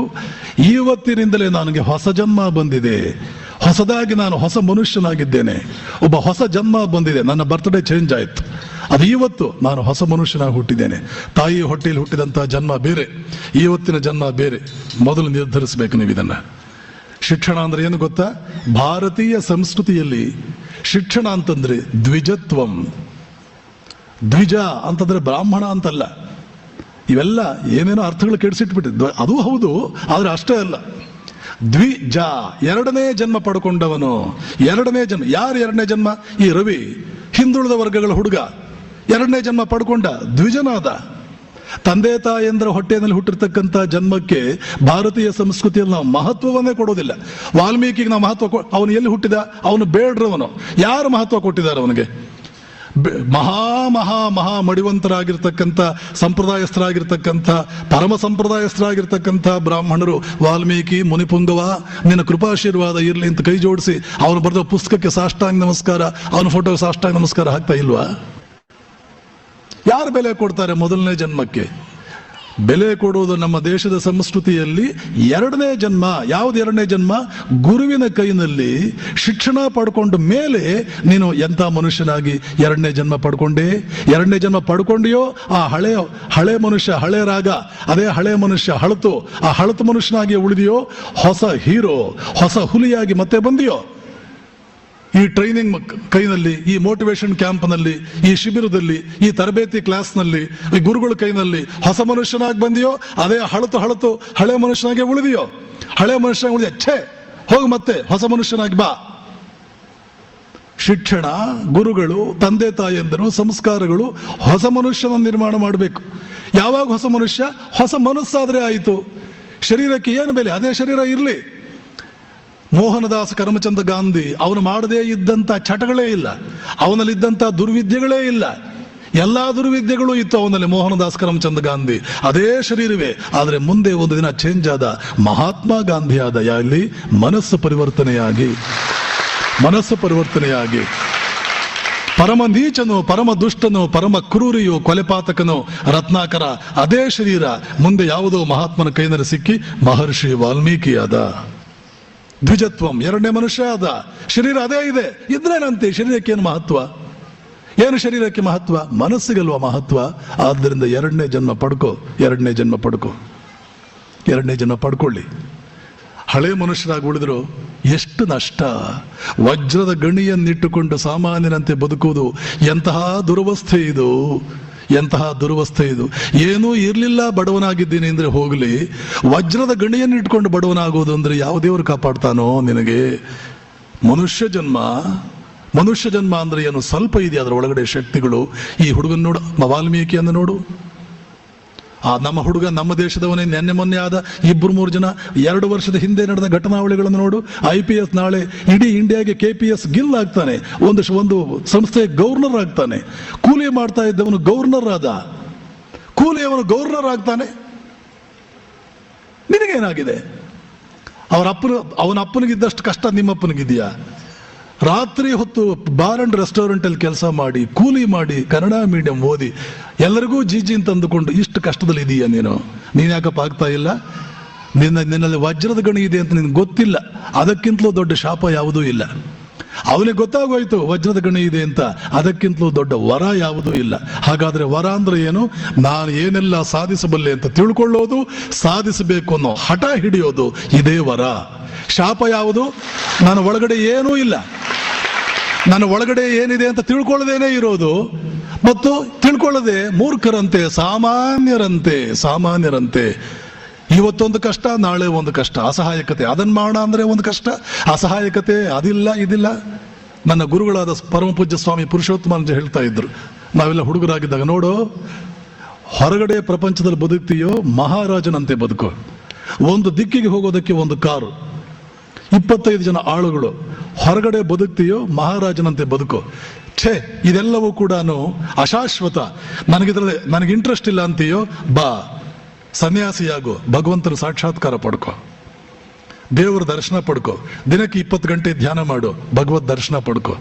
ಇವೆರಡೂ ಬಿಟ್ಟು ಬೇರೆ ಏನಾದರೂ ಆಗಿದ್ದೀಯಾ, your life is an utter waste. ನಿನ್ನ ಜೀವನ ಹಾಳಾಗಿ ಹೋಯ್ತು ಅಂತ ಅನ್ಕೋ, ವೇಸ್ಟ್ ಆಗೋಯ್ತು ಅಂತ. ಅದೊಂದು ರೀತಿ ಆತ್ಮಹತ್ಯೆ. ಉಸಿರಾಡ್ತಾ ಇದೆಯಾ, ಆದ್ರೆ ಆತ್ಮಹತ್ಯೆ ಮಾಡ್ಕೊಂಡಿದೆಯಾ ಯಾವತ್ತು? ಬದುಕಿದೆಯೋ ಹೊರಗಡೆ ಮಹಾರಾಜನಂತೆ ಬದುಕು, ಗೃಹಸ್ಥನಾಗ್ತೀಯೋ ಒಬ್ಬ ಮಹಾರಾಜನಂತೆ ಬದುಕು. ಇದು ಭಾರತೀಯ ಸಂಸ್ಕೃತಿ. ಗುಬ್ಬಚ್ಚಿಗಳಂತೆ ಬದುಕೋದಲ್ಲ, ಹುಲಿಯಂತೆ ಬದುಕೋ ಹೊರಗಡೆ ಪ್ರಪಂಚದಲ್ಲಿ. ಹುಲಿ ಯಾಕೆ? ಅಷ್ಟು ಶಕ್ತಿ ಇದೆ, ಅಷ್ಟು ಶಕ್ತಿ ಇದೆ. ಏನು ದುರ್ವಸ್ಥೆ ಇದು, ಏನು ದುರ್ವಸ್ಥೆ ಇದು? ಯಾಕೆ ಈ ರೀತಿ ಬದುಕ್ತಾ? ನಮಗೆ ಕೊಡಬೇಡಿ, ನಮ್ಮ ಮಠಕ್ಕೆ ಪಾದ ಪೂಜೆ ಮಾಡಬೇಡಿ, ನಮಗೆ ದುಡ್ಡು ಕೊಡಬೇಡಿ, ಮಠಕ್ಕೆ ಡೊನೇಷನ್ ಕೊಡಬೇಡಿ, ನೀವು ಬದುಕಿ. ಯಾಕೆ? ವಿವೇಕಾನಂದರು ನಿಮಗೋಸ್ಕರ ಕಣ್ಣೀರು ಹಾಕಿದ್ರು. ನನ್ನ ಭಾರತ, ಆ ಮನುಷ್ಯ ಕಣ್ಣಲ್ಲಿ ರಕ್ತ ಸುರಿಸಿದ ನಿಮ್ಮ ದುರ್ವಸ್ಥೆಯಿಂದ ನೋಡಿ. ನೀವೇನು ದುಡ್ಡು ಕೊಡಬೇಕು ರಾಮಕೃಷ್ಣಾಶ್ರಮಕ್ಕೆ ಅಂತ ಆತ ಬಯಸಿದ್ನ? ಜೀವನದಲ್ಲಿ ನಿದ್ದೆ ಮಾಡಿದ್ದು 2 ರಾತ್ರಿ ಅವರು. ಬೇರೆ ರಾತ್ರಿ ಏನ್ ಮಾಡಿದ್ರು? ಅಳತಾ ಅಳತಾ, ಹೆಣ್ಣಿಗನಂತೆ ಹೆಂಗಸರಂತೆ ಅಳತಾ ಅಳತಾ, ಕೆಲವು ದಿನ 2 ಬೆಡ್ ಸ್ಪ್ರೆಡ್ ಚೇಂಜ್ ಮಾಡಬೇಕಾಗಿತ್ತು, ಅಷ್ಟು ಅಳತಾ ಇದ್ರು. ಯಾಕೆ ಅಳತಾ ಇದ್ರು? ಭಾರತೀಯರೇ, ಎಷ್ಟು ಅದ್ಭುತವಾಗಿದ್ದವರು ನೀವು, ನಿಮಗೆ ಯಾಕೆ ಈ ದುರ್ವಸ್ಥೆ ಬಂತು? ಮತ್ತೆ ನಿಮ್ಮನ್ನು ಹೇಗೆ ನಾನು ಮೇಲಕ್ಕೆತ್ತೋದು? ನಾನು ಏನು ಹೇಳಿದ್ರು ಕೂಡ ನೀವು ಜಾಗೃತರಾಗಬೇಕು ಅಂತ ಅನಿಸ್ತಾ ಇಲ್ವಲ್ಲ? ನಿಮ್ಮ ರೀತಿ ನೀತಿಗಳನ್ನು ಬದಲಾಯಿಸಿಕೊಳ್ಬೇಕು, ಹುಲಿಗಳಂತೆ ಆಗಬೇಕು ಅನ್ನೋ ಆಸೆನೇ ಬರ್ತಾ ಇಲ್ವಲ್ಲ? ಯಾರು ಶಾಪ ಹಾಕಿದ್ರು ನಿಮಗೆ? ಮರದ ರೆಂಬೆಗಳಂತೆ, ಮರದ ದಿಮ್ಮಿಗಳಂತೆ ಬದುಕ್ತಾ ಇದ್ದೀರಲ್ಲ ಅಂತಾರೆ. Lumps of clay, encrustations of ignorance, breathing corpses, ಉಸಿರಾಡುವ ಹೆಣಗಳಂತೆ ಬದುಕ್ತಾ ಇದ್ದೀರಿ. ದೊಡ್ಡ ಮಣ್ಣಿನ ಬೊಂತೆಗಳಂತೆ ಬದುಕ್ತಾ ಇದ್ದೀರಿ. ನಿಮ್ಮೊಳಗಡೆ ಏನೂ ಇಲ್ವಾ? ಕೊನೆಗೊಂದು ದುಷ್ಟ ಕೆಲಸ ಆದ್ರೂ ಮಾಡಿ, ಅಟ್ಲೀಸ್ಟು ಸ್ವಲ್ಪ ಏನೋ ತಪ್ಪು ಕೆಲಸಗಳಾದ್ರೂ ಮಾಡಿ. ಸೋದರಿ ನಿವೇದಿತಾ ಒಂದ್ಸಲ ಹೇಳಿದ್ಲು, ಭಾರತೀಯರು ಬಹಳ ಒಳ್ಳೆಯವರು ಸ್ವಾಮೀಜಿ, ಯಾಕೆಂದ್ರೆ ಅಪರಾಧಗಳ ಸಂಖ್ಯೆ ಇಂಗ್ಲೆಂಡ್ಗಿಂತ ಇಲ್ಲಿ ಬಹಳ ಕಡಿಮೆ. ವಿವೇಕಾನಂದ ಹೇಳ್ತಾರೆ, ಅಯ್ಯೋ, ಭಾರತೀಯರು ದೊಡ್ಡ ಅಪರಾಧಿಗಳಾಗಿದ್ರೆ ನಾನು ಎಷ್ಟು ಸಂತೋಷ ಪಡ್ತಾ ಇದ್ದೆ ನಿವೇದಿತಾ. ಯಾಕೆ ಗೊತ್ತಾ? ಅಪರಾಧ ಮಾಡೋ ತಾಕತ್ತು ಇಲ್ಲ ಅವರಲ್ಲಿ, ಏನೋ ತಪ್ಪು ಮಾಡೋ ತಾಕತ್ತು ಕೂಡ ಇಲ್ಲ. ಅಷ್ಟು ನಿರ್ಜೀವಿಗಳು, ಉಸಿರಾಡುವ ಹೆಣಗಳದು. ಇಂಗ್ಲೆಂಡ್ನವ್ರ ತಾಕತ್ತಿದೆ, ಅಟ್ಲೀಸ್ಟ್ ಅಪರಾಧ ಆದ್ರೂ ಮಾಡ್ತಾರೆ. ಇವ್ರಿಗೆ ಅದು ಕೂಡ ಮಾಡುವ ಯೋಗ್ಯತೆ ಇಲ್ಲ, ಅಷ್ಟು ನಿರ್ವೀರ್ಯರಾಗ್ಬಿಟ್ಟಿದ್ದಾರೆ. ಇದು ಭಾರತೀಯ ಸಂಸ್ಕೃತಿ ಅಲ್ಲ. ಆಸೆಯೇ ದುಃಖಕ್ಕೆ ಕಾರಣ ಅನ್ನುವಂಥದ್ದು ನಮ್ಮ ದೇಶದ, ಅದು ಸನ್ಯಾಸಿಗಳ ಸಂಸ್ಕೃತಿ, ಗೃಹಸ್ಥರ ಸಂಸ್ಕೃತಿ ಅಲ್ಲ. ಗೃಹಸ್ಥನಿಗೆ 1000 ಆಸೆ ಇರಬೇಕು. ಯಾಕೆ? ನಿಮ್ಮ ಆಸೆಗಳಿಂದಲೇ ಜಗತ್ತು ಉದ್ಧಾರ ಆಗೋದು. ನೀವು ಮನೆ ಕಟ್ಟಬೇಕು ಅಂತ ಆಸೆ ಪಡ್ತೀರಿ ಅಂತ ಇಟ್ಕೊಳ್ಳಿ, ಒಬ್ಬ ಕಾಂಟ್ರಾಕ್ಟ್ದಾರನಿಗೆ ನೌಕರಿ ಸಿಕ್ತು, 10 ಜನ ಕೂಲಿಗಳಿಗೆ ನೌಕರಿ ಸಿಕ್ತು. ನೀವು ದೊಡ್ಡ ಜಮೀನ್ದಾರ ಆಗ್ಬೇಕು ಅಂತ ಆಸೆ ಪಟ್ರಿ, ಒಂದು 20 ಜನ ಕೂಲಿಗಳಿಗೆ ನೌಕರಿ ಸಿಕ್ತು. ನಾರಾಯಣ ಮೂರ್ತಿ ಅಂತ ಶ್ರೀಮಂತನಾಗಬೇಕು ಆಸೆ ಪಟ್ರಿ, 50,000 ಜನರಿಗೆ ನೌಕರಿ ಸಿಕ್ತು. ನಾನು ಕಾರ್ ಇಟ್ಕೋಬೇಕು, ಒಬ್ಬ ಗ್ಯಾರೇಜ್ ನವ್ರಿಗೆ ಸ್ವಲ್ಪ ನೌಕರಿ ಆಯ್ತು, ಒಬ್ಬ ಡ್ರೈವರ್ಗೆ ನೌಕರಿ ಆಯ್ತು. ಗೃಹಸ್ಥರಿಗೆ ಆಸೆ ಇಲ್ಲ ಅಂದ್ರೆ ನರಕ ಆಗುತ್ತೆ ಪ್ರಪಂಚ. ಪಾಶ್ಚಿಮಾತ್ಯರಿಗೆ ಯಾಕೆ ಇಷ್ಟೊಂದು ಉದ್ಧಾರ ಆಗಿದ್ದಾರೆ? ಅವ್ರಿಗೆ ಆಸೆಗಳಿದೆ, 1000 ಆಸೆ, ಒಂದೊಂದು ದಿನಕ್ಕೆ ಒಂದೊಂದು ಹೊಸ ಆಸೆ ಬರುತ್ತೆ. ಈ ಭಾರತೀಯನಿಗೆ ಒಳಗಡೆ ಆಸೆಗಳಿದೆ, ಮೇಲ್ಗಡೆ ನಟನೆ ಮಾಡ್ತಾನೆ. ಪುಕ್ಕಟೆ ಸಿಕ್ಕಿದ್ರೆ ಎಲ್ಲ ತಗೊಳ್ತಾನೆ. ಯಾರಾದ್ರೂ ಉಚಿತ ವಿವಾಹ, ಮದುವೆ ಬೇಡ ಅಂತಿದ್ದೀನಿ, ಯಾಕೆ? ದುಡ್ಡಿಲ್ಲ ಮದುವೆ ಮಾಡ್ಕೊಳ್ಳೋದಕ್ಕೆ. ಯಾರೋ ಒಬ್ರು ಬರ್ತಾನೆ, ಉಚಿತ ವಿವಾಹ ಮಾಡ್ತೇವೆ. ಓ, ಉಚಿತ ವಿವಾಹವಂತೆ, ಹೋಗ್ಲಿ ಒಂದ್ಸಲ ಮದುವೆ ಆಗ್ಬಿಡೋಣ. ದುಡ್ಡಿಲ್ಲದೆ ಮದುವೆ ಬೇಡ ಅಂದಿದ್ದ. ನಮ್ಮ ಬಿಜಾಪುರ ಕಡೆ ಬಹಳ ಚೆನ್ನಾಗಿ ಹೇಳ್ತಾರೆ, ನನಗೆ ಹಾಲು ಒಲ್ಲೆ, ಮೊಸರು ಒಲ್ಲೆ, ತುಪ್ಪ ಒಲ್ಲೆ. ಎಂಥ ವೈರಾಗ್ಯವಂತನಪ್ಪ ಇವನು. ಯಾಕಪ್ಪ ಒಲ್ಲೆ? ಇಲ್ಲದ್ದಕ್ಕೆ ಒಲ್ಲೆ. ನನ್ನ ಹತ್ರ ಇಲ್ಲ, ಆದ್ದರಿಂದ ಒಲ್ಲೆ.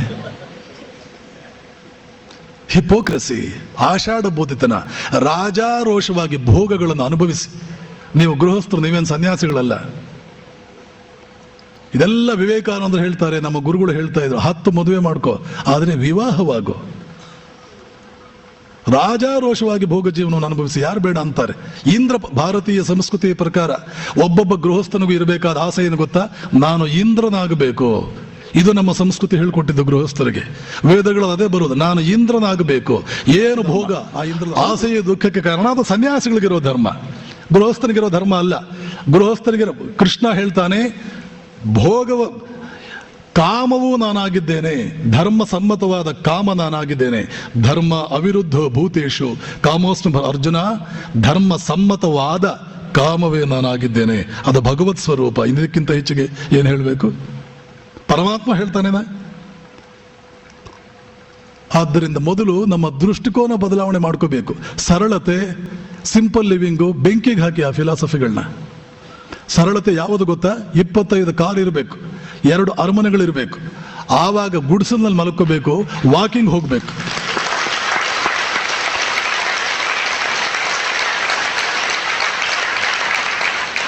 ಹತ್ತು ಕಾರು 25 ಕಾರ್ ಇಟ್ಕೋಬೇಕು, ಇವೆಲ್ಲ ಬೇಡ ಅಂತ ಸೈಕಲ್ನಲ್ಲಿ ಹೋಗ್ತೀಯೋ, ಹೌದು ಸರಳ. ಏನೂ ಇಲ್ಲ, ನಿನ್ನ ಹತ್ರ ತಿನ್ನೋದಕ್ಕೆ ಇಲ್ಲ, ನನಗೆ ಕಾರ್ ಬೇಡ ಅಂತಂದ್ರೆ ಮೊದಲು ತಿನ್ನು ಹೊಟ್ಟೆ ತುಂಬ, ಆಮೇಲೆ ಕಾರು ಪೀರು ಎಲ್ಲ ಆಮೇಲೆ ನೋಡ್ಕೊಳ್ಳೋಣ. ನಾವು ಸಂಸ್ಕೃತಿಯನ್ನು ಬದಲಾಯಿಸ್ಕೊಳ್ಳಿ. ಇನ್ನು ಮೇಲೆ ಇಂತಹ ವಿಚಾರಗಳು ನಿಮ್ಮ ತಲೆಯಲ್ಲಿ ಕಿತ್ತು ಬಿಸಾಕಿ, ಕಸ ಅದು ಟ್ರ್ಯಾಶ್ ಬಿಸಾಕಿ ಮೊದಲದನ್ನ. ನಮ್ಮ ಧರ್ಮ ಹೇಳೋದಿಲ್ಲ ಹೀಗೆ. ನಮ್ಮ ಧರ್ಮ ನೋಡಿ, ಯಾವುದೇ ದೇವತೆ ಯಾವ ಭೋಗ ಬಿಟ್ಟಿದ್ದಾನೆ? ನಮ್ಮ ದೇಶದ ಅವತಾರ ಪುರುಷ ಯಾರು ಭೋಗ ಬಿಟ್ಟಿದ್ದಾರೆ? ಕೃಷ್ಣನಿಗಿರುವಷ್ಟು ಹೆಂಡತಿಯರು ಯಾರಿಗಿದ್ದಾರೆ? ಆದರೆ ಗೃಹಸ್ಥನ ಲಕ್ಷಣ ಏನು? ಯಾವುದನ್ನು ಬೇಕಿದ್ರೆ ಒಂದು ಕ್ಷಣಕ್ಕೆ ದೂರಕ್ಕೆ ಕಳಿಸಬಲ್ಲೆ, ಒಂದು ತಕ್ಷಣಕ್ಕೆ ಡಿಟ್ಯಾಚ್ ಆಗಬಲ್ಲೆ. That's all. ಯಾವುದಕ್ಕೂ ನಾನು ಗುಲಾಮನಲ್ಲ. ಎಲ್ಲವನ್ನೂ ಇಟ್ಕೊಂಡಿದ್ದೇನೆ, ಆದರೆ ಯಾವುದಕ್ಕೂ ಗುಲಾಮನಲ್ಲ. ಬೇಕಿದ್ರೆ ಇಟ್ಕೊಳ್ತೇನೆ, ಬೇಡ ಅಂದ್ರೆ ಬಿಸಾಕ್ತೇನೆ. ಇದು ಬೇಕಿದ್ರೆ ಇಟ್ಕೊಳ್ತೇನೆ, ಆದರೆ ಇಲ್ಲದ್ದೇನೆ ಇದೆಲ್ಲ ಹೇಳುವಂಥದ್ದಲ್ಲ. ಆದ್ದರಿಂದ ಉತ್ಸಾಹ, ಗೃಹಸ್ಥ ಧರ್ಮ ಅನುಭವಿಸಬೇಕು, ಮುಂದಕ್ಕೆ ಹೋಗಬೇಕು. ಆಮೇಲೆ ನೆನ್ಪಿಟ್ಕೊಳ್ಳಿ, ಇಷ್ಟೆಲ್ಲವನ್ನು ಕೂಡ ಕೊಡಬೇಕಾದ್ರೆ ನಿಮ್ಮ ಕಾರ್ಯ ಕೊಡುವಂಥದ್ದು ಹಾರ್ಡ್ ವರ್ಕ್.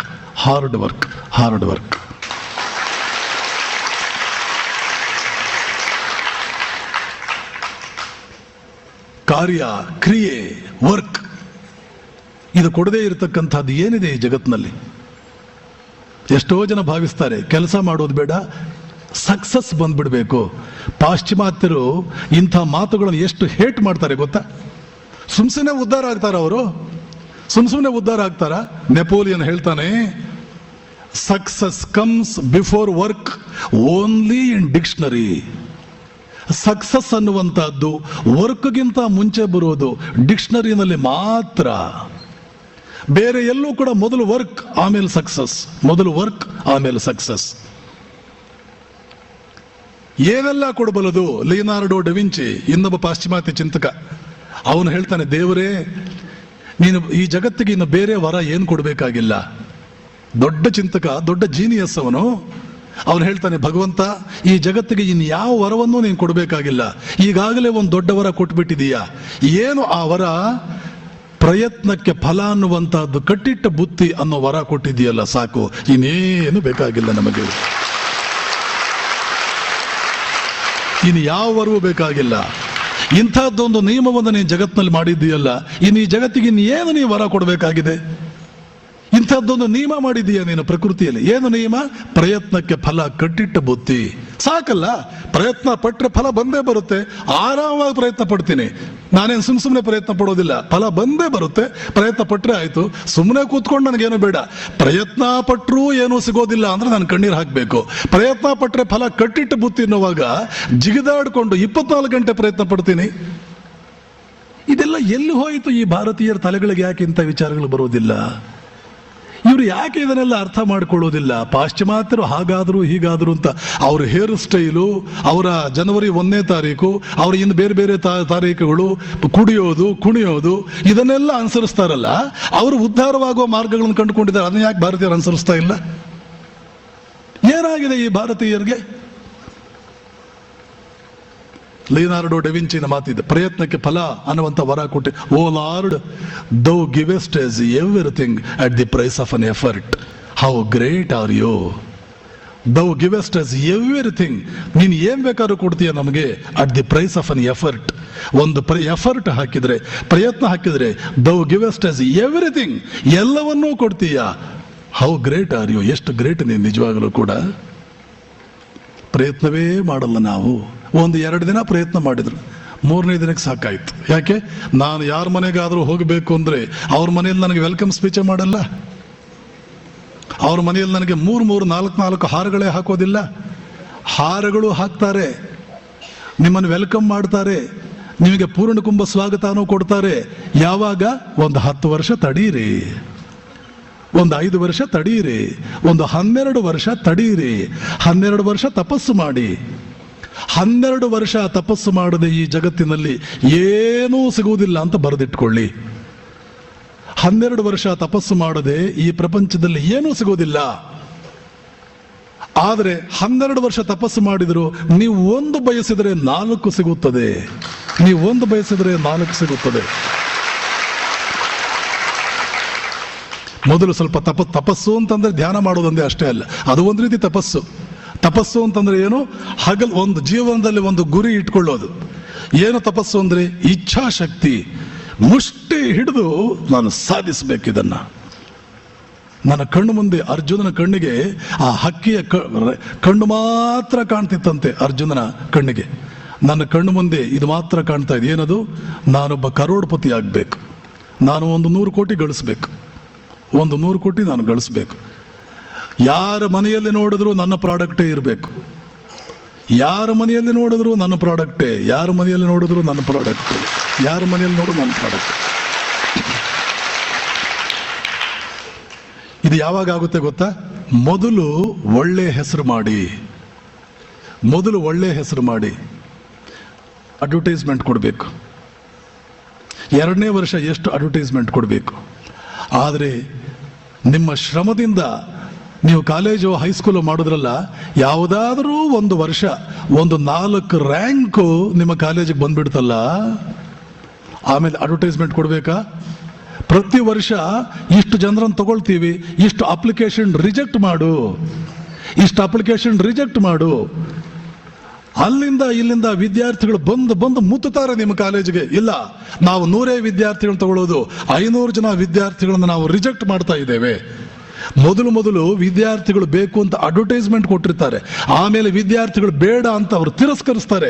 ಯಾಕೆ ಹಾಕ್ತಾರೆ? ಹೆಸರು ಬಂದು ಬಿಡ್ತು. ಹೆಸರು ಬಂದ ಮೇಲೆ ನಾಮೊಂದು ತಾಮೊಂದು ಅಂತ ಬಂದ್ರು. ಆವಾಗ ನಾವೇ ಸೆಲೆಕ್ಟ್ ಮಾಡ್ಕೊಳ್ಬೇಕಾಯಿತು, ಯಾರನ್ನು ತಗೊಳ್ಳೋಣ ಯಾರನ್ನು ಬೇಡ ಅಂತ ಪಕ್ಕಕ್ಕೆ ಕಳಿಸೋಣ. ಯಶಸ್ಸಿನ ಗುರಿ ಇಷ್ಟೇ. ಮೊದಲು ಹೆಸರು ಮಾಡಿ. ಯಾವಾಗ ಹೆಸರು ಮಾಡ್ತೀರಿ ನೆನ್ಪಿಟ್ಕೊಳ್ಳಿ, ದುಡ್ಡನ್ನು ಗುರಿಯಾಗಿಟ್ಕೊಂಡ್ರೆ ಹೆಸರು ಬರಲ್ಲ. ದುಡ್ಡನ್ನು ಗುರಿಯಾಗಿಟ್ಕೊಂಡ್ರೆ ಹೆಸರು ಬರಲ್ಲ. ನನ್ನ ಕಸ್ಟಮರ್ಸು, ನಿಮ್ಮ ಕಸ್ಟಮರ್ಸ್ ಏನನ್ಬೇಕು ಅಂದ್ರೆ, ಇಂಥ ಮನುಷ್ಯ ಮೋದಿ ಕೇರ್ ನನ್ನ ಮನೆಗೆ ಬರ್ತಾನೆ, ಎಂಥ ಪ್ರಾಡಕ್ಟ್ ಕೊಡ್ತಾನೆ, ಎಷ್ಟು ಒಳ್ಳೆ ಪ್ರಾಡಕ್ಟ್ ಕೊಡ್ತಾನೆ, ಮತ್ತು ಆತ ಬಂದಾಗ ಅದು ಎಷ್ಟು ಸುಸಂಸ್ಕೃತವಾಗಿ ನಮ್ಮ ಜೊತೆ ಮಾತಾಡ್ತಾನೆ, ಎಂತಹ ಮಾನವೀಯ ಗುಣಗಳು.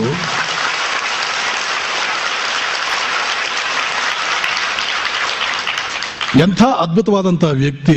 ನಾನೇನಾದರೂ ಸೋಪ್ ತಗೊಂಡ್ರೆ ಅವನ ಹತ್ರ ತಗೊಳ್ತೇನೆ, ಇಲ್ಲಾಂದ್ರೆ ಸೋಪೇ ಇಲ್ಲದೆ 3 ದಿನ ಸ್ನಾನ ಮಾಡ್ತೇನೆ.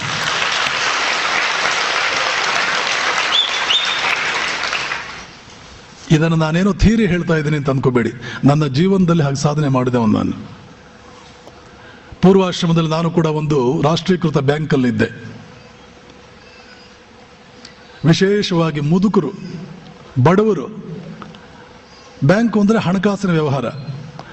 ಅವರು ದುಡ್ಡು ತುಂಬೋದಕ್ಕೆ, ದುಡ್ಡು ತಗೊಳ್ಳೋದಕ್ಕೆ ಅಂತ ಬ್ಯಾಂಕಿಗೆ ಬರೋರು. ಆವತ್ತು ನಾನೇನಾದರೂ ಬ್ಯಾಂಕ್ನಲ್ಲಿಲ್ಲ ಅಂದರೆ ಹೊರಟೋಗೋರು, ಮಾರನೇ ದಿನ ಬರೋರು. ನನ್ನ ನೋಡೋರು, ಅಲ್ಲಿ ನಾನಿಲ್ಲ ಅಂತಂದ್ರೆ ಹೊರಟೋಗ್ಬಿಡೋರು. ಏನ್ರಿ ಬಂದ್ರಿ? ಹಂಗೆ ಬಂದಿದ್ದೀವ್ರಿ. ಬೇರೆಯವ್ರು ಕೇಳ್ತಿದ್ರು, ಏನ್ರಿ ಬಂದ್ರಿ ಹಂಗೆ ಹೊರಟಿದ್ದೀರಲ್ರಿ? ಹಂಗೆ ಬಂದಿದ್ದೀವಿ ಹೇಳ್ರಿ. ಕಸ್ಟಮರ್ ಬ್ಯಾಂಕಿಗೆ ಬರೋನು. ಆವತ್ತು ನಾನು ಬ್ಯಾಂಕ್ನಲ್ಲಿಲ್ಲ ಅಂತ ಇಟ್ಕೊಳ್ಳಿ, ಬೇರೆ 4-5 ಜನ ಇದ್ರು, ಎಲ್ಲ 5-6 ಜನ ಇದ್ರು. ಆದರೆ ಅವನು ದುಡ್ಡು ತುಂಬ್ತಿರ್ಲಿಲ್ಲ, ದುಡ್ಡು ವಿತ್ಡ್ರಾನು ಮಾಡ್ತಿರ್ಲಿಲ್ಲ, ಡಿಪಾಸಿಟ್ ಮಾಡ್ತಿರ್ಲಿಲ್ಲ. ಇದು ಬಿಜಾಪುರ ಭಾಷೆ, ತುಂಬೋದು ತಗೊಳ್ಳೋದು ಎಲ್ಲ ಕೂಡ. ಆವತ್ತು ಅವನು ತುಂಬತಾನೂ ಇರಲಿಲ್ಲ, ಅಥವಾ ಡೆಪಾಸಿಟ್ ಮಾಡ್ತಿರ್ಲಿಲ್ಲ, ತಗೊಳ್ತಾನ, ಹಾಗೆ ಹೊರಟೋಗೋನು. ನಾನು ಬಂದಿದ್ದೀನಿ ಅಂತ ಗೊತ್ತಾದ ಮೇಲೆ ಕನ್ಫರ್ಮ್ ಮಾಡಿಕೊಂಡು ಬ್ಯಾಂಕಿಗೆ ಬರೋನು. ಆವಾಗ ಅದನ್ನು ಡೆಪಾಸಿಟ್ ಮಾಡೋದು, ವಿತ್ಡ್ರಾ ಮಾಡೋನು. ಆವಾಗ ಬೇರೆಯವರೆಲ್ಲ ಅಂದರು, ನಿನ್ನೆ ಬಂದಿದ್ರು, ನೀವಿರಲಿಲ್ಲ, ಹಾಗೆ ವಾಪಸ್ ಹೋಗಿದ್ದಾರೆ ನೋಡ್ರಿ ಇವರು. ಇದೆಲ್ಲ ನಾನು ಲೈಫ್ನಲ್ಲಿ ಮಾಡಿ ತೋರಿಸ್ದವನು. ಏನೋ ಥಿಯರಿ ಹೇಳ್ತಾ ಇದ್ದೀನಿ ಅಂತ ಅನ್ಕೋಬೇಡಿ. ಹಾಗೇನೆ ನೀವು ಕೂಡ ನಿಮ್ಮ ಕಸ್ಟಮರ್ಸ್ ಏನನ್ ಬೇಕು ಗೊತ್ತಾ? ಈ ಮೋದಿ ಕೇರ್ನವರು ಇಂಥ ಮನುಷ್ಯ ಈ ಪ್ರಾಡಕ್ಟ್ ತಂದು ಕೊಡ್ತಾನ, ನನಗಿರ್ಲಿ, ಇಲ್ಲ ಅಂದ್ರೆ ಒಂದು 8 ದಿನ ತಡ ಆಗಲಿ, ಆದ್ರೆ ನಾನು ಇನ್ನೊಂದು ಕಡೆ ಪ್ರಾಡಕ್ಟ್ ತಗೊಳ್ಳೋದಿಲ್ಲ. ಇದನ್ನ ನಿಮ್ಮ ಎಲ್ಲರ ಬಾಯಿನಲ್ಲಿ ತರಿಸಿದ್ರು ಯಶಸ್ಸು ನಿಮಗೆ ಕಾಲು ಕಸ. ಯಶಸ್ಸು ನಿಮಗೆ ಕಾಲು ಕಸ. ಒಬ್ಬ ಗುರು, ಒಬ್ಬ ಶಿಕ್ಷಕನಿಗೆ ವಿದ್ಯಾರ್ಥಿಯೇ ದೇವರು. ಆ ದೇವರು ಸುಪ್ರೀತನಾಗ್ಬಿಟ್ಟ, ಇನ್ನು ಆ ಗುರುವಿಗೆ ಯಾವುದರ ಕೊರತೆಯೂ ಇಲ್ಲ ಜೀವನದಲ್ಲಿ. ಒಬ್ಬ ಬಿಸ್ನೆಸ್ ಮ್ಯಾನ್, ಅವನಿಗೆ ಯಾರು ದೇವರು?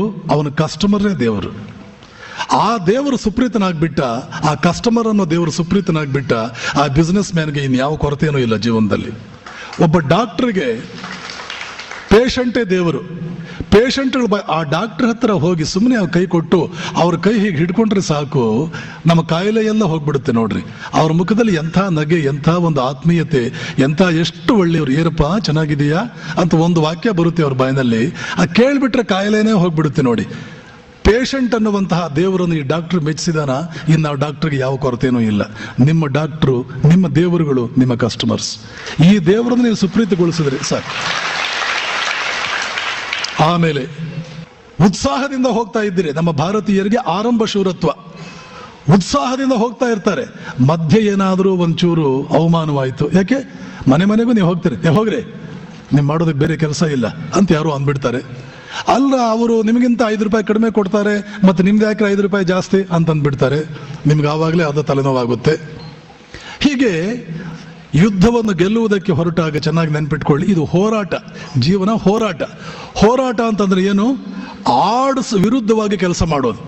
ನಿಮ್ಮ ಜೀವನವೇ ಒಂದು ಹೋರಾಟ. ಇಲ್ಲಾಂದ್ರೆ ಒಂದು ನೌಕರಿಗೆ ಹೋಗ್ಬಿಡಿ. ಎಲ್ಲೋ ಒಂದು ನೌಕರಿ ಕೊಡ್ತಾರೆ, ತಿಂಗಳು ಬಂದ ಸಂಬಳ ಬರುತ್ತೆ, ಅದು ಗೂಟಕ್ಕೆ ಕಟ್ಟಿ ಹಾಕಿರೋ ದನ ಇದ್ದ ಹಾಗೆ. ಆದ್ರೆ ರೇಡಿಯಸ್ ಆಚೆಗೆ ಎಂದಿಗೂ ಹೋಗೋದಕ್ಕೆ ಸಾಧ್ಯವಿಲ್ಲ. ಅಷ್ಟಂತೂ ಸಿಗುತ್ತೆ, ದೊಡ್ಡದು ಸಿಗೋದು ಇಲ್ಲ, ಸಣ್ಣದು ಹೋಗೋದು ಇಲ್ಲ. 6ಕ್ಕೆ ಏರ್ಲಿಲ್ಲ, 3ಕ್ಕೆ ಇಳಿಲಿಲ್ಲ.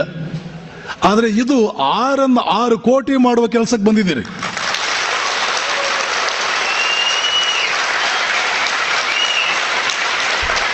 ಆರನ್ನು 6 ಕೋಟಿ ಮಾಡುವಾಗ ನೀವು ರಣರಂಗದಲ್ಲಿ ಇಳಿದಾಗ, ರಣರಂಗದಲ್ಲಿ ಏನಾದರೂ ಮಸಾಲೆ ದೋಸೆ ತಿನ್ನೋ ಕೆಲಸ ಇರುತ್ತಾ? ರಣರಂಗ ಅಂದ್ರೆ ಯುದ್ಧ, ಹತಾಶೆ, ಜಿಗುಪ್ಸೆ, ಜಯ, ನಗು, ಕೇಕೆ ಎಲ್ಲನೂ ಇದೆ. ಹಾಗೆ ಒಂದು ಮನೆಯಲ್ಲಿ ನಿಮ್ಗೆ ಏನೇನೋ ಮಾತಾಡ್ತಾರೆ.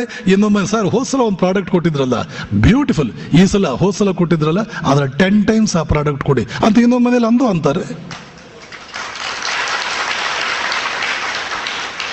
ನಮ್ಮ ಫ್ರೆಂಡ್ಗೂ ಹೇಳಿದೀನಿ, ಸರ್ ನೀವು ಅಲ್ಲಿ ಹೋಗಿ ಆ ಅಡ್ರೆಸ್ನಲ್ಲಿ, ಅವರು ಕೂಡ ನಿಮ್ಮ ಕಸ್ಟಮರ್ ಆಗ್ತಾರೆ ಅಂತಾರೆ. ಪ್ರಪಂಚವೇ ಹಾಗೆ. ಅಕ್ಕಮಹಾದೇವಿ ಹೊರಟಾಗ ಕೆಲವರು ಅನ್ನೋರಂತೆ, ನಾಚಿಕೆ ಕೆಟ್ಟವಳು ಹೆಣ್ಣ ಇವಳು, ಚೂರಾದ್ರೂ ನಾಚಿಕೆ ಇದೆಯಾ? ಯಾರಾದರೂ ಬೈದ್ರೆ ಅವಳು ಎಡಗಡೆ ಕೂದಲನ್ನು ಒಂದು ಗಂಟು ಹಾಕ್ತಾ ಇದ್ಲು. ಇನ್ನು ಕೆಲವರು, ಎಂತಹ ವೈರಾಗ್ಯ ಮೂರ್ತಿ ಮಹಾನುಭಾವಳು ಇವಳು ದರ್ಶನದಿಂದಲೇ ನಮ್ಮ ಪಾಪ ಎಲ್ಲ ಹೋಗುತ್ತೆ ಹಾಗಂದಾಗ ಬಲಗಡೆ ಗಂಟು ಹಾಕ್ತಾ ಇದ್ಲು.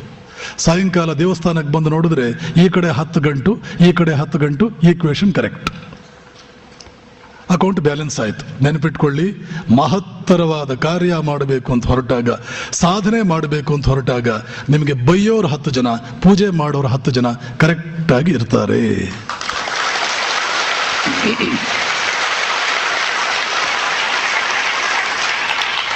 ಇನ್ಫೋಸಿಸ್ ನಾರಾಯಣ ಮೂರ್ತಿ ಇವತ್ತು ನಮ್ಮ ಎಲ್ಲ ಹುಡುಗರು ತಗೊಳ್ಳೋ ಹಾಗೆ IIT ಎಕ್ಸಾಮ್ ತಗೊಂಡ್ರು. ಮೈಸೂರಿಂದ ತಗೊಂಡ್ರು 10-15 ಜನ ಹುಡುಗರು ಕ್ಲಾಸ್ಮೇಟ್ಸ್. ಎಲ್ಲರಿಗಿಂತಲೂ ಟಾಪರ್, ಬೇರೆಯವರೆಲ್ಲರೂ ಕೂಡ ಸೆಲೆಕ್ಟ್ ಆಗಿದ್ರು, 15 ಜನ ಸೆಲೆಕ್ಟ್ ಆದ್ರು. ಟಾಪರ್ ನಾರಾಯಣ ಮೂರ್ತಿ. ತಂದೆ ಹೇಳಿದ್ರು, ನೋಡು ನಾರಾಯಣ ಮೂರ್ತಿ, ನಾನು ಮೇಷ್ಟ್ರು, ಹೆಣ್ಮಕ್ಳಿದ್ದಾರೆ, ಮದುವೆ ಮಾಡಬೇಕು, ನಿನ್ನ ಮೆಡ್ರಾಸ್ IIT ಕಳಿಸಿ ಓದಿಸೋಷ್ಟು ನನ್ನ ಹತ್ರ ದುಡ್ಡಿಲ್ಲ. ಮೈಸೂರಿನಲ್ಲಿ ನೀವು ಇಂಜಿನಿಯರಿಂಗ್ ಓದೋದಾದ್ರೆ ಓದಿಸ್ತೀನಪ್ಪ, ಮೆಡ್ರಾಸ್ಗೆಲ್ಲ ಕಳಿಸೋಷ್ಟು ದುಡ್ಡಿಲ್ಲ. ಪಾಪ ಅಪ್ಪನ ಪರಿಸ್ಥಿತಿ ಮಗನಿಗೆ ಗೊತ್ತಿತ್ತು, ಸರಿ ಅಂತ ಒಪ್ಕೊಂಡ. ಫ್ರೆಂಡ್ಸ್ ಎಲ್ಲ ಮೆಡ್ರಾಸ್ಗೆ ಹೊರಟಿದ್ರು ಮೈಸೂರಿಂದ, ಅವ್ರನ್ನೆಲ್ಲ ಬೀಳ್ಕೊಡೋಣ ಅಂತ ರೈಲ್ವೆ ಸ್ಟೇಷನ್ಗೆ ಬಂದ. ಒಬ್ಬೊಬ್ಬನೂ ಖುಷಿಯಾಗಿದ್ದಾನೆ, ಮೆಡ್ರಾಸ್ IIT ಹೋಗ್ತೀನಿ, IIT ಸೀಟ್ ಸಿಗೋದು ಒಂದೇ, ಅಮೆರಿಕಾಗೆ ವೀಸಾ ಸಿಗೋದು ಒಂದೇ. ಆ ಕಾಲದಲ್ಲಿ, ಈಗಿನ ಅಮೆರಿಕ ಬಹಳ ಕೆಳಗೆ ಬಂದಿದೆ, ಆಗಿನ ಕಾಲದಲ್ಲಿ ಅಮೆರಿಕ ಅಂದ್ರೆ ಕೇಳ್ಬೇಕಾ, ಸ್ವರ್ಗ ಅದು, ಎಲ್ಲ ಭಾರತೀಯರಿಗಿದ್ದಂಥ ಕನಸು. ಸೊ ಎಲ್ರಿಗೂ ಕೂಡ IIT ಸೀಟ್ ಸಿಕ್ಬಿಟ್ಟಿದೆ. ಎಲ್ಲರೂ ಕೂಡ ಟ್ರೈನ್ ಬಂತು, ಹತ್ತಿದ್ರು. ನಾರಾಯಣ ಮೂರ್ತಿಗೆ ಒಳಗೊಳಗೇ ಪಾಪ ಆ ನೋವು ತಡ್ಕೊಳಕ್ಕೆ, ಇವರೆಲ್ಲರಿಗಿಂತಲೂ ಹೆಚ್ಚು ಮಾರ್ಕ್ಸ್ ತಗೊಂಡವನ್ ನಾನು ಇಲ್ಲೇ ಕೊಳಿಬೇಕಾಗಿದೆ, ಇವ್ರು ಹೋಗ್ತಾ ಇದ್ದಾರೆ ಅಂತ ಹೇಗೋ ತಡ್ಕೊಂಡಿದ್ದ ಆ ದುಃಖ. ಅವರೆಲ್ಲ ಟ್ರೈನ್ ಹತ್ತಿ ಹೋದ ಮೇಲೆ ಇನ್ ತಡ್ಕೊಳಕ್ಕಾಗ್ಲಿಲ್ಲ. ಆ ಉಮ್ಮಳಿಸಿ ಬರೋ ದುಃಖ, ಅಲ್ಲೇ ರೈಲ್ವೆ ಸ್ಟೇಷನ್ ಕುಳಿತುಕೊಂಡು ಸುಮಾರು 1 ಗಂಟೆ ಕಾಲ ಎಲ್ಲ ದುಃಖ ಉಮ್ಮಳಿಸಿ ಅದೆಲ್ಲ ಆಚೆಗೆ ಹಾಕಿ ಅಲ್ಲೇ ಬೋರ್ಡ್ ಆಕಾಶವೇ ತಲೆ ಮೇಲೆ ಬಿದ್ದವನಿಗೆ ಏನಪ್ಪ ಈ ಥರ ಆಗೋಯ್ತಲ್ಲ ನನ್ನ ಲೈಫು ಅಂತ ಹತಾಶನಾಗಿ ಕುಳಿತುಕೊಂಡ್ಬಿಟ್ಟ. ಆಮೇಲೆ ಎಲ್ಲಿಂದ ಇತ್ತು ಆ ರೋಷ ಉಕ್ಕಿ ಬಂತು. ಅಲ್ಲಿ ಕುಳಿತ ಜಾಗದಲ್ಲಿ ಮುಷ್ಟಿ ಹಿಡಿದೊಂದು ಪ್ರತಿಜ್ಞೆ ಮಾಡಿದ, ಈ IIT-ನಲ್ಲಿ ಓದಿರೋ ಹುಡುಗರನ್ನ, ಸಾವಿರಾರು ಹುಡುಗರು ನನ್ನ ಕೆಳಗಡೆ ಕೆಲಸ ಮಾಡುವಂತಹ ವ್ಯಕ್ತಿ ನಾನು ಆಗ್ಲಿಲ್ಲ ಅಂತಂದ್ರೆ ನಾನು ನಾರಾಯಣ ಮೂರ್ತಿನೇ ಅಲ್ಲ.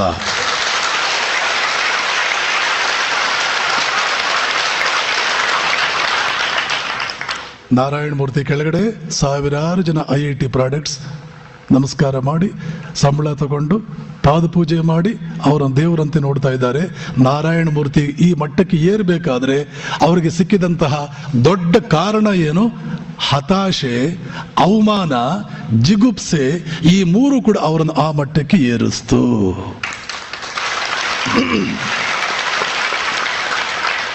IIT-ನಲ್ಲಿ ಸೀಟು ಸಿಕ್ತು. IIT-ಗೆ ಅವರು ಹೋಗ್ಬಿಟ್ಟಿದ್ರೆ ದೇವರು ಶಾಪ ಕೊಟ್ಟಂಗಾಗ್ತಿತ್ತು. ಹಾಗೇನೆ ಯಾವುದಾದ್ರೂ ಮನೆಯಲ್ಲಿ ನಿಮ್ಗೆ ಅವಮಾನ ಆಗ್ಲಿಲ್ಲ ಅಂದ್ರೆ ದೇವರು ಶಾಪ ಕೊಟ್ಟ ಅಂತ ಅರ್ಥ. ಅವಮಾನ ಆಯ್ತಾ, ದೇವರು ವರ ಕೊಟ್ಟ.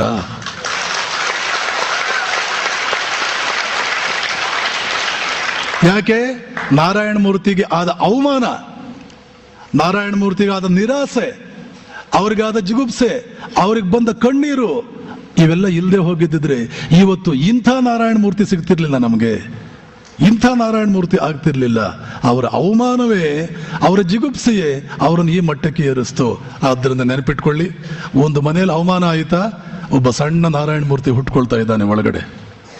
ಜಿಗುಪ್ಸೆ ಆಯ್ತಾ, ಕಣ್ಣೀರು ಬಂತ, ಭಗವಂತ ಎಂಥ ವರ ಕೊಟ್ಟೆ, ನಾನು ಕೂಡ ಇವತ್ತು ಮುಷ್ಟಿ ಹಿಡಿದು ಒಂದು ದಿನ ನಾನೊಬ್ಬ ಅಂಬಾನಿ ಆಗ್ತೇನೆ, ಆವಾಗ ಇದೇ ಮನುಷ್ಯ, ನನಗೆ ಅವಮಾನ ಮಾಡಿದ ಮನುಷ್ಯ ನನ್ನ ಹತ್ರ ಬಂದು ಅಪಾಯಿಂಟ್ಮೆಂಟ್ ತಗೊಳ್ತಾನೆ ಅನ್ನುವಂಥ ಒಂದು ಜೋರಾದ ಪ್ರತಿಜ್ಞೆ ಮಾಡ್ತೇನೆ.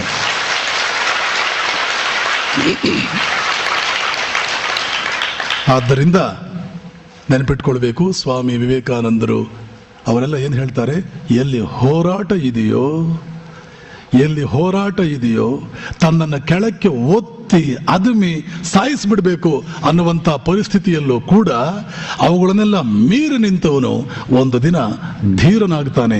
ನಿಜವಾಗಲೂ ಅವನು ಮಾತ್ರ ಬದುಕಿದ್ದಾನೆ ಅಂತ ಅರ್ಥ. ಅವನು ಮಾತ್ರ ಬದುಕಿದ್ದಾನೆ ಅಂತ ಅರ್ಥ. ಬೇರೆಯವರೆಲ್ಲ ಇದ್ದಾರೆ ಆದರೆ ಅವರು ಬದುಕಿಲ್ಲ. ಈ ಟಿಪಾಯಿ ಇದೆ, ಈ ಬಾಟ್ಲ್ ಇದೆ. ಬೇರೆಯವರು ಇದ್ದಾರೆ ಆದರೆ ಅವರು ಬದುಕಿಲ್ಲ, ಇವರು ಮಾತ್ರ ಬದುಕಿದ್ದಾರೆ. ಇಂಥ ಹಲವಾರು ವಿಚಾರಗಳನ್ನ ಮೋದಿಕೇರ್ ಪುಸ್ತಕಗಳಲ್ಲಿ ಇನ್ನು ಬೇರೆ ಬೇರೆ ರೀತಿಯಲ್ಲಿ ಹಾಕಿದ್ದಾರೆ. ಅದ್ಭುತವಾದಂಥ ಒಂದು ಮೋಟಿವೇಶನ್ ಅದು. ಅದನ್ನೆಲ್ಲ ನೀವು ಓದ್ಕೋಬೇಕು. ಓದ್ಕೊಂಡು ಕೇವಲ ಓದಿದ್ರೆ ಸಾಲದು, ಒಳಕ್ಕೆ ಅದನ್ನು ಇಳಿಸ್ಕೋಬೇಕು, ಅದರಿಂದ ಪರಿಣಾಮ ಹೊಂದಬೇಕು. ದ್ವಿಜತ್ವಂ, ಹೊಸ ಮನುಷ್ಯನಾಗಬೇಕು.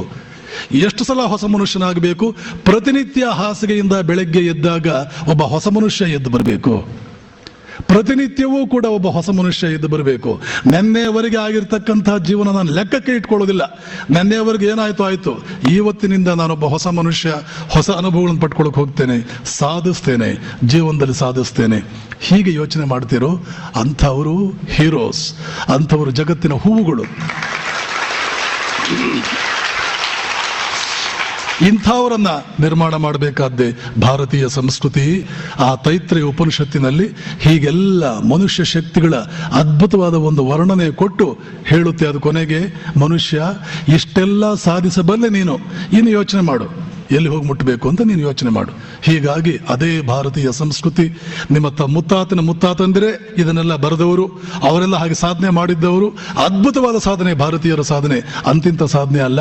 ಅದೇ ರಕ್ತ ನಿಮ್ಮಲ್ಲಿ ಹರಿತಾ ಇದೆ, ನೆನ್ಪಿಟ್ಕೊಳ್ಳಿ. ಇದ್ಯಾವುದೋ ಬೇರೆ ರಕ್ತ ಅಲ್ಲ, ಅದೇ ರಕ್ತ ಹರಿತಾ ಇದೆ. ನೀವು ಹೇಗೆ ಸಾಮಾನ್ಯರು, ನೀವು ಹೇಗೆ ಅಲ್ಪರು, ಅದಕ್ಕೆ ಅರ್ಥವಿಲ್ಲ. ಇದನ್ನೆಲ್ಲ ನಾವು ತಿಳ್ಕೊಳ್ಬೇಕು ಅಂದ್ರೆ ನಮ್ಮ ಮುಂದೆ ಒಂದು ಕನ್ನಡಿ ಬೇಕು. ಎಲ್ಲಿದೆ ಸೊಟ್ಟ, ಎಲ್ಲಿ ನಾನು ನೆಟ್ಟಗೆ ಮಾಡ್ಕೊಳ್ಬೇಕು? ಅಲ್ಪ ಆಸೆಯಲ್ಲೇ ನನಗೆಲ್ಲ ಸೊಟ್ಟಗಳು ಇದೆ, ಸಣ್ಣ ಪುಟ್ಟ ಆಸೆಗಳು, ಇಷ್ಟೇ ಸಾಕು. ಛೆ, ಇಷ್ಟೇ ಸಾಕು ಅಂತಂತೀಯೋ? ಯಾರು ನಿಮ್ಮಲ್ಲಿ ಇಷ್ಟೇ ಸಾಕು ಅಂತಂತಿರೋ ನೋಡಿ, ಹುಷಾರಾಗಿರಿ. ವಿಜಯ್ಗೆ ಮತ್ತೆ ರಾಜುಗೆ ನಾನು ಹೇಳ್ತೇನೆ, ಯಾರು ಇಷ್ಟೇ ಸಾಕು ಅಂತಂತೀರೋ ಅವ್ರ ಲಿಸ್ಟ್ ಎಲ್ಲ ಕೊಡಿ ಅಂತ ಕೇಳ್ತೇನೆ. ಯಾರು ಇಷ್ಟೇ ಸಾಕು ಅಂತಂತೀರಿ ಅವ್ರಿಗೆಲ್ಲ ಕೂಡ ಕಾವಿ ಬಟ್ಟೆ ಕೊಡ್ತೇವೆ, ಮಠಕ್ಕೆ ಸೇರ್ಕೊಳ್ಳಿ. ಇಷ್ಟೇ ಸಾಕು ಅಂದರೆ ಮಠಕ್ಕೆ ಸೇರ್ಕೋಬೇಕಾಗುತ್ತೆ. ಅಯ್ಯೋ ಸ್ವಾಮೀಜಿ ಬೇಡ್ರಿ ಅಂತೀರೋ, ಹಾಗಾದ್ರೆ ಇಷ್ಟೇ ಸಾಕು ಅಂತ ಅನ್ಬೇಡ್ರಿ. ಎಷ್ಟಿದ್ರೂ ಸಾಕಾಗಲ್ಲ ಅಂತಾನೆ.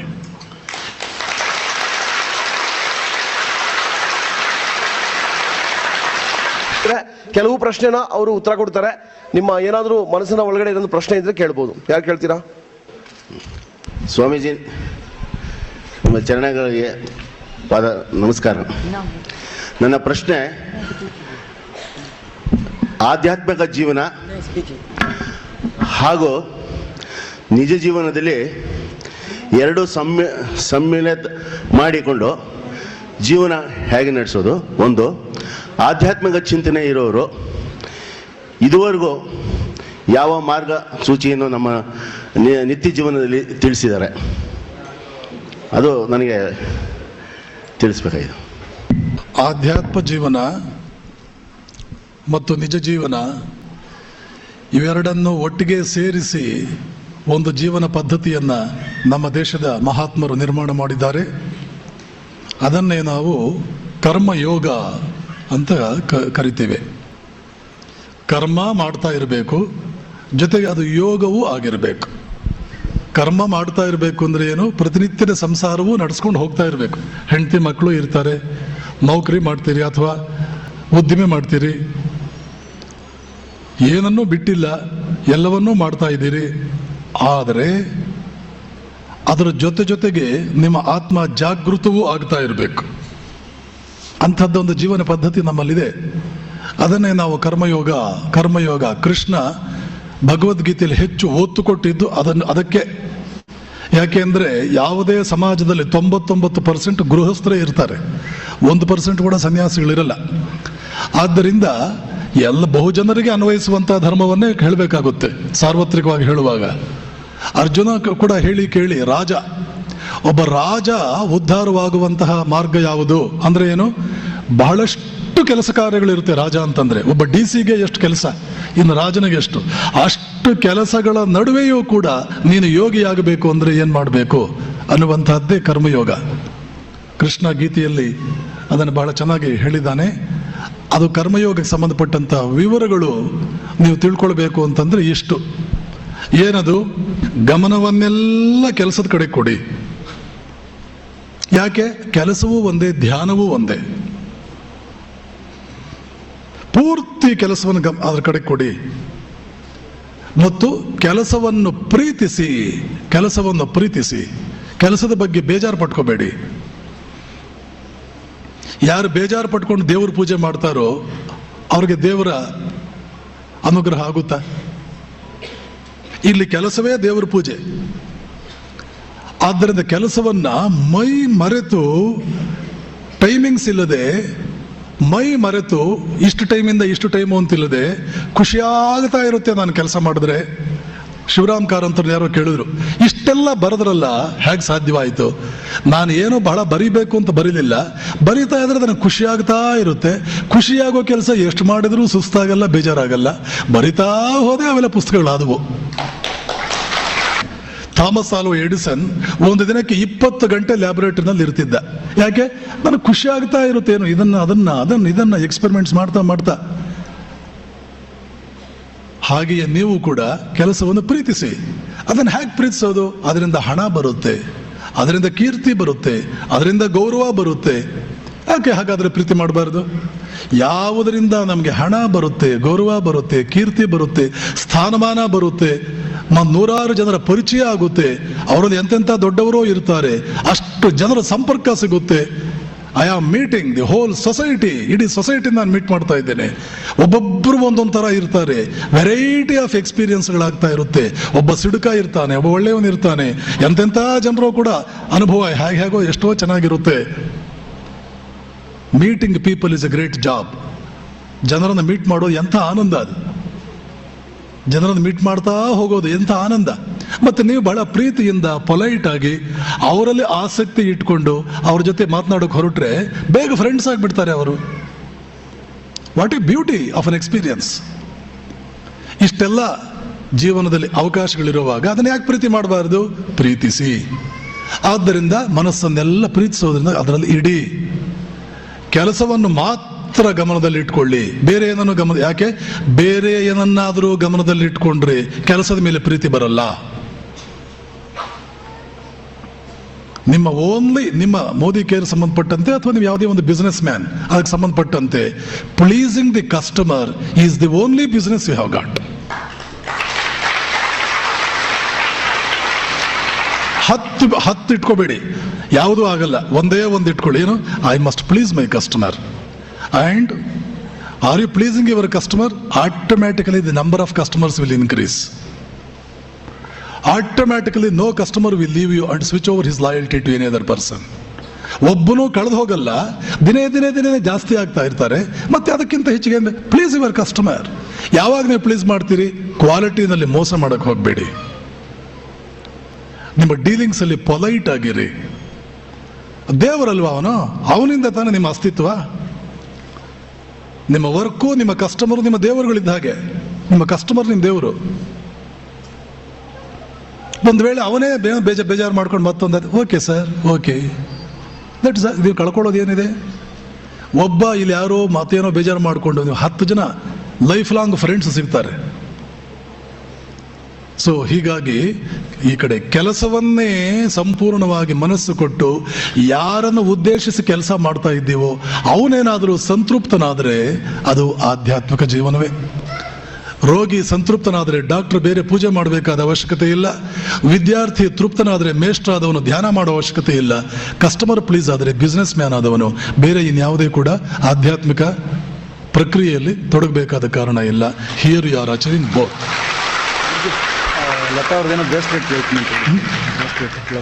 Okay okay.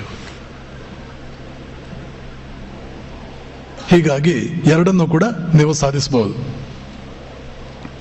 Any other question?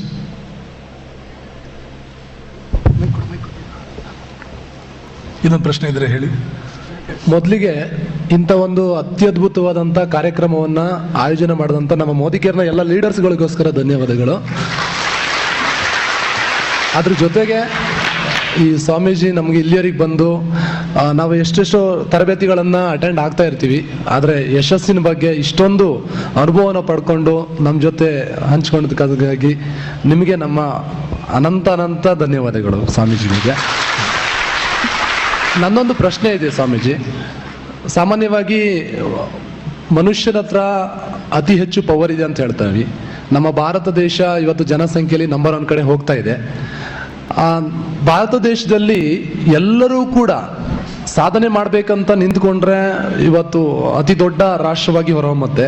ಆದರೆ ಎಲ್ಲರಿಗೂ ಕನಸಿರುತ್ತೆ. ಆದರೆ ಒಂದು ಮುಖ್ಯವಾಗಿ ತೊಂದರೆ ಇರೋದು ಏನಪ್ಪ ಅಂತ ಹೇಳಿದ್ರೆ, ಸಾಮಾನ್ಯವಾಗಿ ಹೊಟ್ಟೆಪಾಡಿಗೋಸ್ಕರನೇ ಜೀವನ ನಡೆಸ್ತಾರೋ ಹೊರತು ಯಶಸ್ಸಾಗಬೇಕಂತ ತುಂಬಾ ಜನಗಳ ಹತ್ರ ಬರಲ್ಲ ಮನಸ್ಸು. ಯಶಸ್ಸಾಗಬೇಕಂತ ಕೆಲವೇ ಜನರ ವ್ಯಕ್ತಿ ಹತ್ರ ಇರುತ್ತೆ, ಆದ್ರೆ ಯಶಸ್ಸಾಗಬೇಕು ಅಂತ ತುಂಬಾ ಜನ ಹತ್ರ ಇಲ್ಲ. ಬರೀ ಹೊಟ್ಟೆಪಾಡಿಗೋಸ್ಕರ ಬದುಕ್ತಾ ಇರ್ತಾರೆ. ಅವ್ರನ್ನ ಯಶಸ್ವಿ ಆಗ್ಬೇಕಂತ ಬಿಟ್ಟು ಕನ್ವರ್ಟ್ ಮಾಡ್ಬೇಕಾದ್ರೆ ಏನ್ ಮಾಡ್ಬೇಕಂತ? ಬಹಳ ಒಳ್ಳೆ ಪ್ರಶ್ನೆ.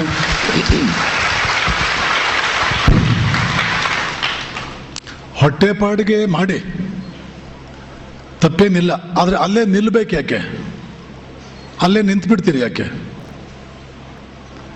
ಇದಕ್ಕೆಲ್ಲ ಕಾರಣ ನಮ್ಮ ದೇಶದಲ್ಲಿ ನಮ್ಮ ಜನರಿಗೆ ಸಿಕ್ಕಿರ್ತಕ್ಕಂಥ ಕೆಲವು ತಪ್ಪು ಉಪದೇಶಗಳು.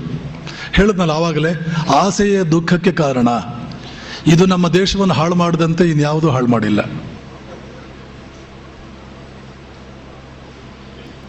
ಇಂತಹ ಟೊಳ್ಳು ಪೊಳ್ಳು ಹೇಡಿಗಳನ್ನು ನಿರ್ಮಾಣ ಮಾಡುವ, ಅಲ್ಪರನ್ನು ನಿರ್ಮಾಣ ಮಾಡುವ ಉಪದೇಶಗಳನ್ನು ಗಂಭೀರವಾಗಿ ನಾವು ತಗೊಂಡ್ಬಿಟ್ಟಿದ್ದೇವೆ. ಬಿಡಿ ಅದನ್ನ. ಮೊದಲು ನೆನ್ಪಿಟ್ಕೊಳ್ಳಿ, ನಾನು ಹೇಳಿದ್ನಲ್ಲ ಆವಾಗಲೇ, ನಿಮ್ಮ ಹತ್ರ ಏನಿದೆ, ನಿಮ್ಮ ಹತ್ರ ಏನಿದೆ ಅನ್ನುವಂತಾದ್ರ ಆಧಾರದ ಮೇಲೆ ನೀವು ಜೀವನದಲ್ಲಿ ಏನ್ ಮಾಡಬೇಕು ಅಂತ ನಿರ್ಧರಿಸಬೇಕಾಗುತ್ತೆ. ತೈತ್ರಿಯ ಉಪನಿಷತ್ತಿಗೆ ವಾಪಸ್ ಹೋಗ್ತೇನೆ. ಅಲ್ಲಿ ಏನ್ ಹೇಳ್ತಾರೆ ಅಂದ್ರೆ, ಯುವಾ ಸ್ಯಾತ್ ಸಾಧು ಯುವಾಧ್ಯಾಯಕಃ ಆಶಿಷ್ಠೋ ದೃಢಿಷ್ಠೋ ಬಲಿಷ್ಠಃ ಸರ್ವೇಷಾಂ ಪೃಥಿವೀಂ ವಿತ್ತಸ್ಯ ಪೂರ್ಣಸ್ಯ ಸ ಏಕೋ ಮಾನುಷ ಆನಂದಃ. ಮನುಷ್ಯನೇ ನೋಡಿ, ಆವತ್ತಿನ ಕಾಲದ ಶಿಕ್ಷಣ ಸಂಸ್ಥೆಗಳಲ್ಲಿ ಉಪನಿಷತ್ತುಗಳೆಲ್ಲ ಆವತ್ತಿನ ಕಾಲದ ಋಷಿಗಳು ವಿದ್ಯಾರ್ಥಿಗಳಿಗೆ ಮಾತನಾಡಿರೋ ಮಾತುಗಳು. ಸರ್ವೇಷಾಂ ಪೃಥಿವೀಂ ವಿತ್ತಸ್ಯ ಪೂರ್ಣಸ್ಯ. ಇಡೀ ಜಗತ್ತಿನಲ್ಲಿ ಪ್ರಪಂಚದಲ್ಲಿರ್ತಕ್ಕಂಥ ಎಲ್ಲ ಸಂಪತ್ತುಗಳ ಏಕಮೇವ ಒಡೆಯ ನೀನಾಗಿದ್ದೀಯಾ ಅಂತ ಇಟ್ಕೋ. ಅದರ ಅರ್ಥ ಏನು? ಪ್ರಪಂಚದ ಚಕ್ರವರ್ತಿ ಆಗಿದ್ದೀಯಾ ಅಂತ ಇಟ್ಕೋ. ಇಡೀ ಪ್ರಪಂಚಕ್ಕೆ ಏಕಚಕ್ರಾಧಿಪತ್ಯ ನಿಂದು ಅಂತ ಇಟ್ಕೋ. ಯುವಕನಾಗಿದ್ದೀಯ ನೀನು, ಯುವಾಹ. ಸಾಧು, ಬಹಳ ಸದ್ಗುಣವಂತನಾಗಿದ್ದೀಯ. ಅಧ್ಯಾಯಕ, ದೊಡ್ಡ ವಿದ್ವಾಂಸನಾಗಿದ್ದೀಯ. ಸರ್ವೇಷಾಂ ಪೃಥಿವೀಂ ವಿತ್ತಸ್ಯ ಪೂರ್ಣಸ್ಯ. ಆಶಿಷ್ಠೋ, ಆಶಿಷ್ಠೋ ಅಂದ್ರೆ ಏನು? ಆಪ್ಟಿಮಿಸ್ಟಿಕ್, ಆಶಾವಾದಿ ಆಗಬೇಕು. ಇಡೀ ಭೂಮಂಡಲದಲ್ಲಿರ್ತಕ್ಕಂಥ ಎಲ್ಲ ಸಂಪತ್ತುಗಳ ಏಕಮೇವ ಒಡೆಯ ನೀನಾಗಬೇಕು. ಆವತ್ತಿನ ವಿದ್ಯಾರ್ಥಿಗಳಿಗೆ ಮೇಷ್ ಹೇಳ್ತಾ ಇದ್ದ ಪಾಠ ಏನು? ಇಡೀ ಭೂಮಂಡಲದಲ್ಲಿರುವ ಎಲ್ಲ ಸಂಪತ್ತುಗಳಿಗೆ ನೀನು ಒಡೆಯನಾಗಬೇಕು. ನಮ್ಮ ವಿದ್ಯಾರ್ಥಿಗಳಿಗೂ ಇಂಥ ಮಾತುಗಳು ನಾವು ಮಾತನಾಡಿದ್ದಿದ್ರೆ ಎಷ್ಟು ಚೆನ್ನಾಗಿರೋದು. ಆ ಮೆಕಾಲೆ ಬಂದ ಒಂದು ಶಿಕ್ಷಣ ಪದ್ಧತಿ ತಂದ ಭಿಕ್ಷುಕರನ್ನು ಮಾಡಿಟ್ಬಿಟ್ಟ ಈ ದೇಶದಲ್ಲಿ. ಭೂಮಂಡಲದಲ್ಲಿರುವ ಎಲ್ಲ ಸಂಪತ್ತುಗಳಿಗೂ ನೀನು ಏಕಮೇವ ಒಡೆಯನಾಗಬೇಕು. ಆಶಾವಾದಿ ಆಗಬೇಕು, ನಿರಾಶಾವಾದಿ ಅಲ್ಲ. ಆಶಿಷ್ಠೋ, ದೃಢಿಷ್ಠೋ, ದೃಢತೆ ಇರಬೇಕು. ಬಲಿಷ್ಠ, ಬಲಿಷ್ಠನಾಗಿರಬೇಕು.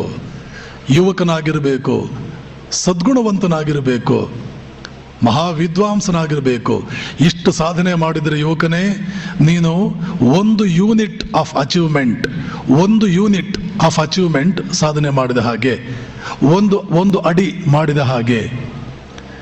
ಗಂಧರ್ವನಾಗಬೇಕು ಅಂತ ಇಷ್ಟು ಮಾಡು, ಮೊದಲು ಇಷ್ಟು ಮಾಡು, ಆಮೇಲೆ ಗಂಧರ್ವನಾಗಬೇಕು ಅಂತ ಬಯಸು.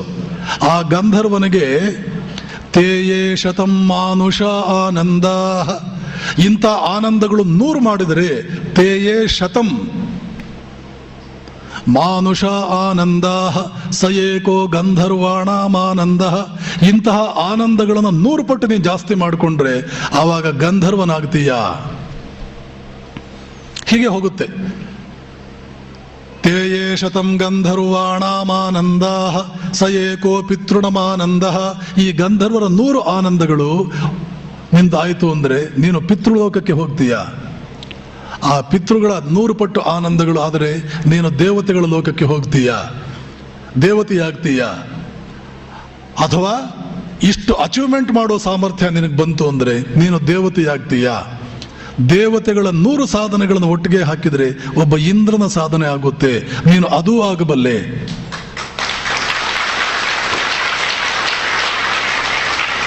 ಅಷ್ಟಕ್ಕೆ ಮುಗಿಲಿಲ್ಲ. ಇಂದ್ರನ 100 ಆನಂದಗಳು, 100 ಸಾಧನೆಗಳು ಒಬ್ಬ ಬೃಹಸ್ಪತಿಯ ಸಾಧನೆಗೆ ಸಮವಾಗುತ್ತದೆ. ನೀನು ಅದೂ ಆಗಬಲ್ಲೆ. ಬೃಹಸ್ಪತಿಯ 100 ಆನಂದಗಳು ಪ್ರಜಾಪತಿ ಅಂದ್ರೆ ಏನು ಗೊತ್ತಾ? ಬ್ರಹ್ಮ ವಿಷ್ಣು ಮಹೇಶ್ವರ, ಅಲ್ಲಿ ಬ್ರಹ್ಮ ಅವನು ಪ್ರಜಾಪತಿಯ ಆನಂದಕ್ಕೆ ಸಮವಾಗುತ್ತೆ. ಪ್ರಜಾಪತಿಯ 100 ಆನಂದಗಳು ಒಬ್ಬ ಮುಕ್ತ ಪುರುಷನ ಆನಂದಕ್ಕೆ ಸಮವಾಗುತ್ತೆ. ನೀನು ಹುಟ್ಟಿರೋದೇ ಮುಕ್ತ ಪುರುಷನಾಗುವುದಕ್ಕೆ. ಮುಕ್ತ ಪುರುಷನ ಸ್ಥಾನಮಾನ ಏನು? ಪ್ರಪಂಚದ ಚಕ್ರವರ್ತಿಯ ಸ್ಥಾನಮಾನ ಏನು? ಇಡೀ ಪ್ರಪಂಚದ ಚಕ್ರವರ್ತಿಯಾದವನು ಒಂದು ಜುಜುಬಿ, ಒಂದು ಹುಲ್ಲುಕಡ್ಡಿ ಆ ಮುಕ್ತ ಪುರುಷನಿಗೆ ಹೋಲಿಸಿದರೆ. ರಾಮಕೃಷ್ಣರು, ವಿವೇಕಾನಂದರು, ರಮಣ ಮಹರ್ಷಿಗಳು, ಅಲ್ಲಮಪ್ರಭು, ಅಕ್ಕ ಮಹಾದೇವಿ, ಇಂಥ 100 ಜನ ಮುಕ್ತ ಪುರುಷರವರಾದ್ರಲ್ಲ. ನಾವು ಎಲ್ಲಿದ್ದೇವೆ? ನಮ್ಮ ಬಯೋಡಾಟಾ ಎಲ್ಲಿದೆ? ನಮ್ಮ ಬಯೋಡಾಟಾ ಎಲ್ಲಿದೆ? ನಮ್ಮ ಬಯೋಡಾಟಾ ಏನಿದೆ? ನಮ್ಮ ಅಚೀವ್ಮೆಂಟು. ನಮ್ಮೂರಿನವರು, ನಮ್ಮ ಪಕ್ಕದ ಊರಿನವರು ಮುಕ್ತ ಪುರುಷರಾದ್ರಲ್ಲ. ಇಂದ್ರನ 100 ಆನಂದಕ್ಕೆ ಬೃಹಸ್ಪತಿಯ ಆನಂದ ಸಮ, ಬೃಹಸ್ಪತಿಯ 100 ಆನಂದಕ್ಕೆ ಪ್ರಜಾಪತಿಯ ಆನಂದ ಸಮ, ಪ್ರಜಾಪತಿಯ 100 ಆನಂದಕ್ಕೆ ಮುಕ್ತ ಪುರುಷನ ಆನಂದ ಸಮ. ಬೆಳಗ್ಗೆಯಿಂದ ಸಾಯಂಕಾಲದವರೆಗೆ ನಮ್ಮ ಮನೇಲಿ ಅಜ್ಜ ಅಜ್ಜಿ ಎಲ್ಲ ಮುಕ್ತಿ ಬೇಕು ಅಂತ ಬಯಸ್ತಾ ಇರ್ತಾರಲ್ಲ. ಆ ಮುಕ್ತಿ ಅಂದ್ರೆ ಏನರ್ಥ? ಪ್ರತಿಯೊಬ್ಬರಿಗೂ ಮುಕ್ತನಾಗುವ ಸಾಮರ್ಥ್ಯ ಇದೆ, ಆಗಲೇಬೇಕು ಜೀವನದಲ್ಲಿ ಅಂತ ಜನ ಹೇಳೋದನ್ನು ನಾವು ಕೇಳಿದ್ದೀವಲ್ಲ. ಅಷ್ಟು ಸಾಧನೆ ಮಾಡೋದಕ್ಕೆ ಯಾಕೆ ಮನಸ್ಸು ಮಾಡ್ತಾ ಇಲ್ಲ? ಹೊಟ್ಟೆಪಾಡು, ಗುಬ್ಬಚ್ಚಿ ಆಗ್ಬಿಡು, ಗುಬ್ಬಚ್ಚಿ ಜೀವನ ಮಾಡಿಬಿಡು. ಈ ರೀತಿಯ ಉಪದೇಶಗಳು ನಮ್ಮ ಮಕ್ಕಳಿಗೆ ನಾವು ಹೇಳಲೇ ಇಲ್ಲ. ಪ್ರಪಂಚವನ್ನೇ ಗೆಲ್ಲಬೇಕು, ಹಿಮಾಲಯವನ್ನು ಕುಟ್ಟಿ ಪುಡಿ ಮಾಡಬೇಕು. ಸ್ವಾಮಿ ವಿವೇಕಾನಂದರು ಪತ್ರಗಳು ಬರೀತಾರೆ. ಕುರ್ಮಸ್ತಾರಕ ಚರ್ವಣಂ ತ್ರಿಭುವನಂ ಉತ್ಪಾಟಯಾಮೋ ಬಲಾತ್. 3 ಲೋಕಗಳನ್ನು ಅಲಗಾಡಿಸ್ಬಿಡ್ತೇವೆ, ನಕ್ಷತ್ರಗಳನ್ನ ಗಿಡದಿಂದ ಹೂವುಗಳನ್ನು ಕೀಳದಂತೆ ಕಿತ್ತು ಆ ಕಡೆಗೆ ಬಿಸಾಕ್ತೇವೆ, ಸಮುದ್ರಗಳನ್ನು ಒಣಗಿಸಿಬಿಡ್ತೇವೆ, ಉಫ್ ಅಂತ ಊಗಿದ್ರೆ ಹಿಮಾಲಯ ಆ ಕಡೆ ಹೋಗಿ ಬೀಳುವಂತೆ ಮಾಡ್ತೇವೆ. ಯಾಕೆ? ನಾವು ರಾಮಕೃಷ್ಣರ ದಾಸರು.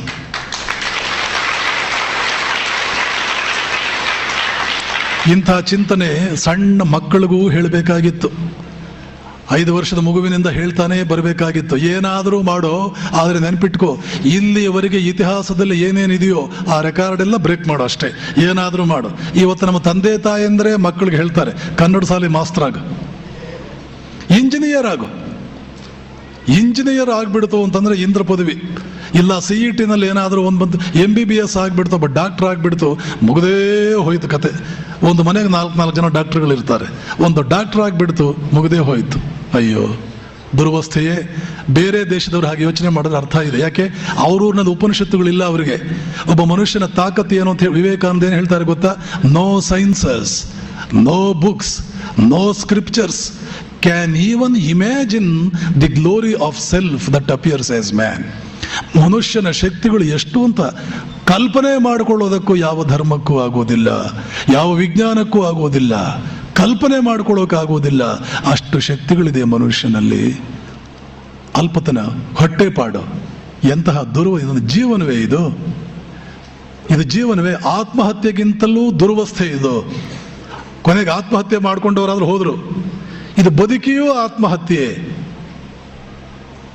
ಛೇ, ಇದು ಒಂದು ಜೀವನವೇ ಅಲ್ಲ ಇದು. ಆದ್ದರಿಂದ ನೆನಪಿಟ್ಕೊಳ್ಳಿ, ಅಲ್ಪ ಆಸೆಗಳು ಬೇಡ. ಅಲ್ಪ ಯಾವ ಕ್ಷೇತ್ರದಲ್ಲಾದರೂ ಒಂದು ಸೆಕೆಂಡ್ ತಗೊಂಡಿದೀವಿ, ಒಂದು ಕ್ಷೇತ್ರ ಏನಂತ ಕೆಟ್ಟ ಕ್ಷೇತ್ರವ ಇದು? ಹಣ ಬರುತ್ತೆ, ಕೀರ್ತಿ ಬರುತ್ತೆ, ಯಾರಿಗೆ ಬೇಡ?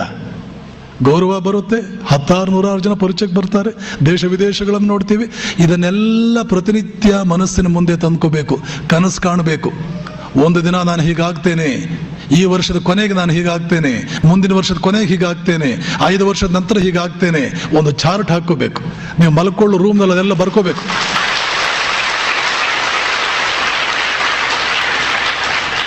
ಮಕ್ಕಳ ಮುಂದೆ ತಂದೆ ತಾಯಿಯಂದರು ಈ ಕನಸುಗಳನ್ನು ಇಡಬೇಕು. ಆವಾಗ ಇದೆಲ್ಲ ಕೂಡ ಹೋಗುತ್ತೆ. ಹೀಗಾಗಿ ಮೊದಲು ಸಣ್ಣ ಆಸೆಗಳಿಂದ ಆಚೆಗೆ ಬನ್ನಿ. ಇದು ನಿಷ್ಪ್ರಯೋಜಕವಾಗಿ, ಇದರಿಂದ ಏನೂ ಸಿಗೋದಿಲ್ಲ ಜೀವನದಲ್ಲಿ.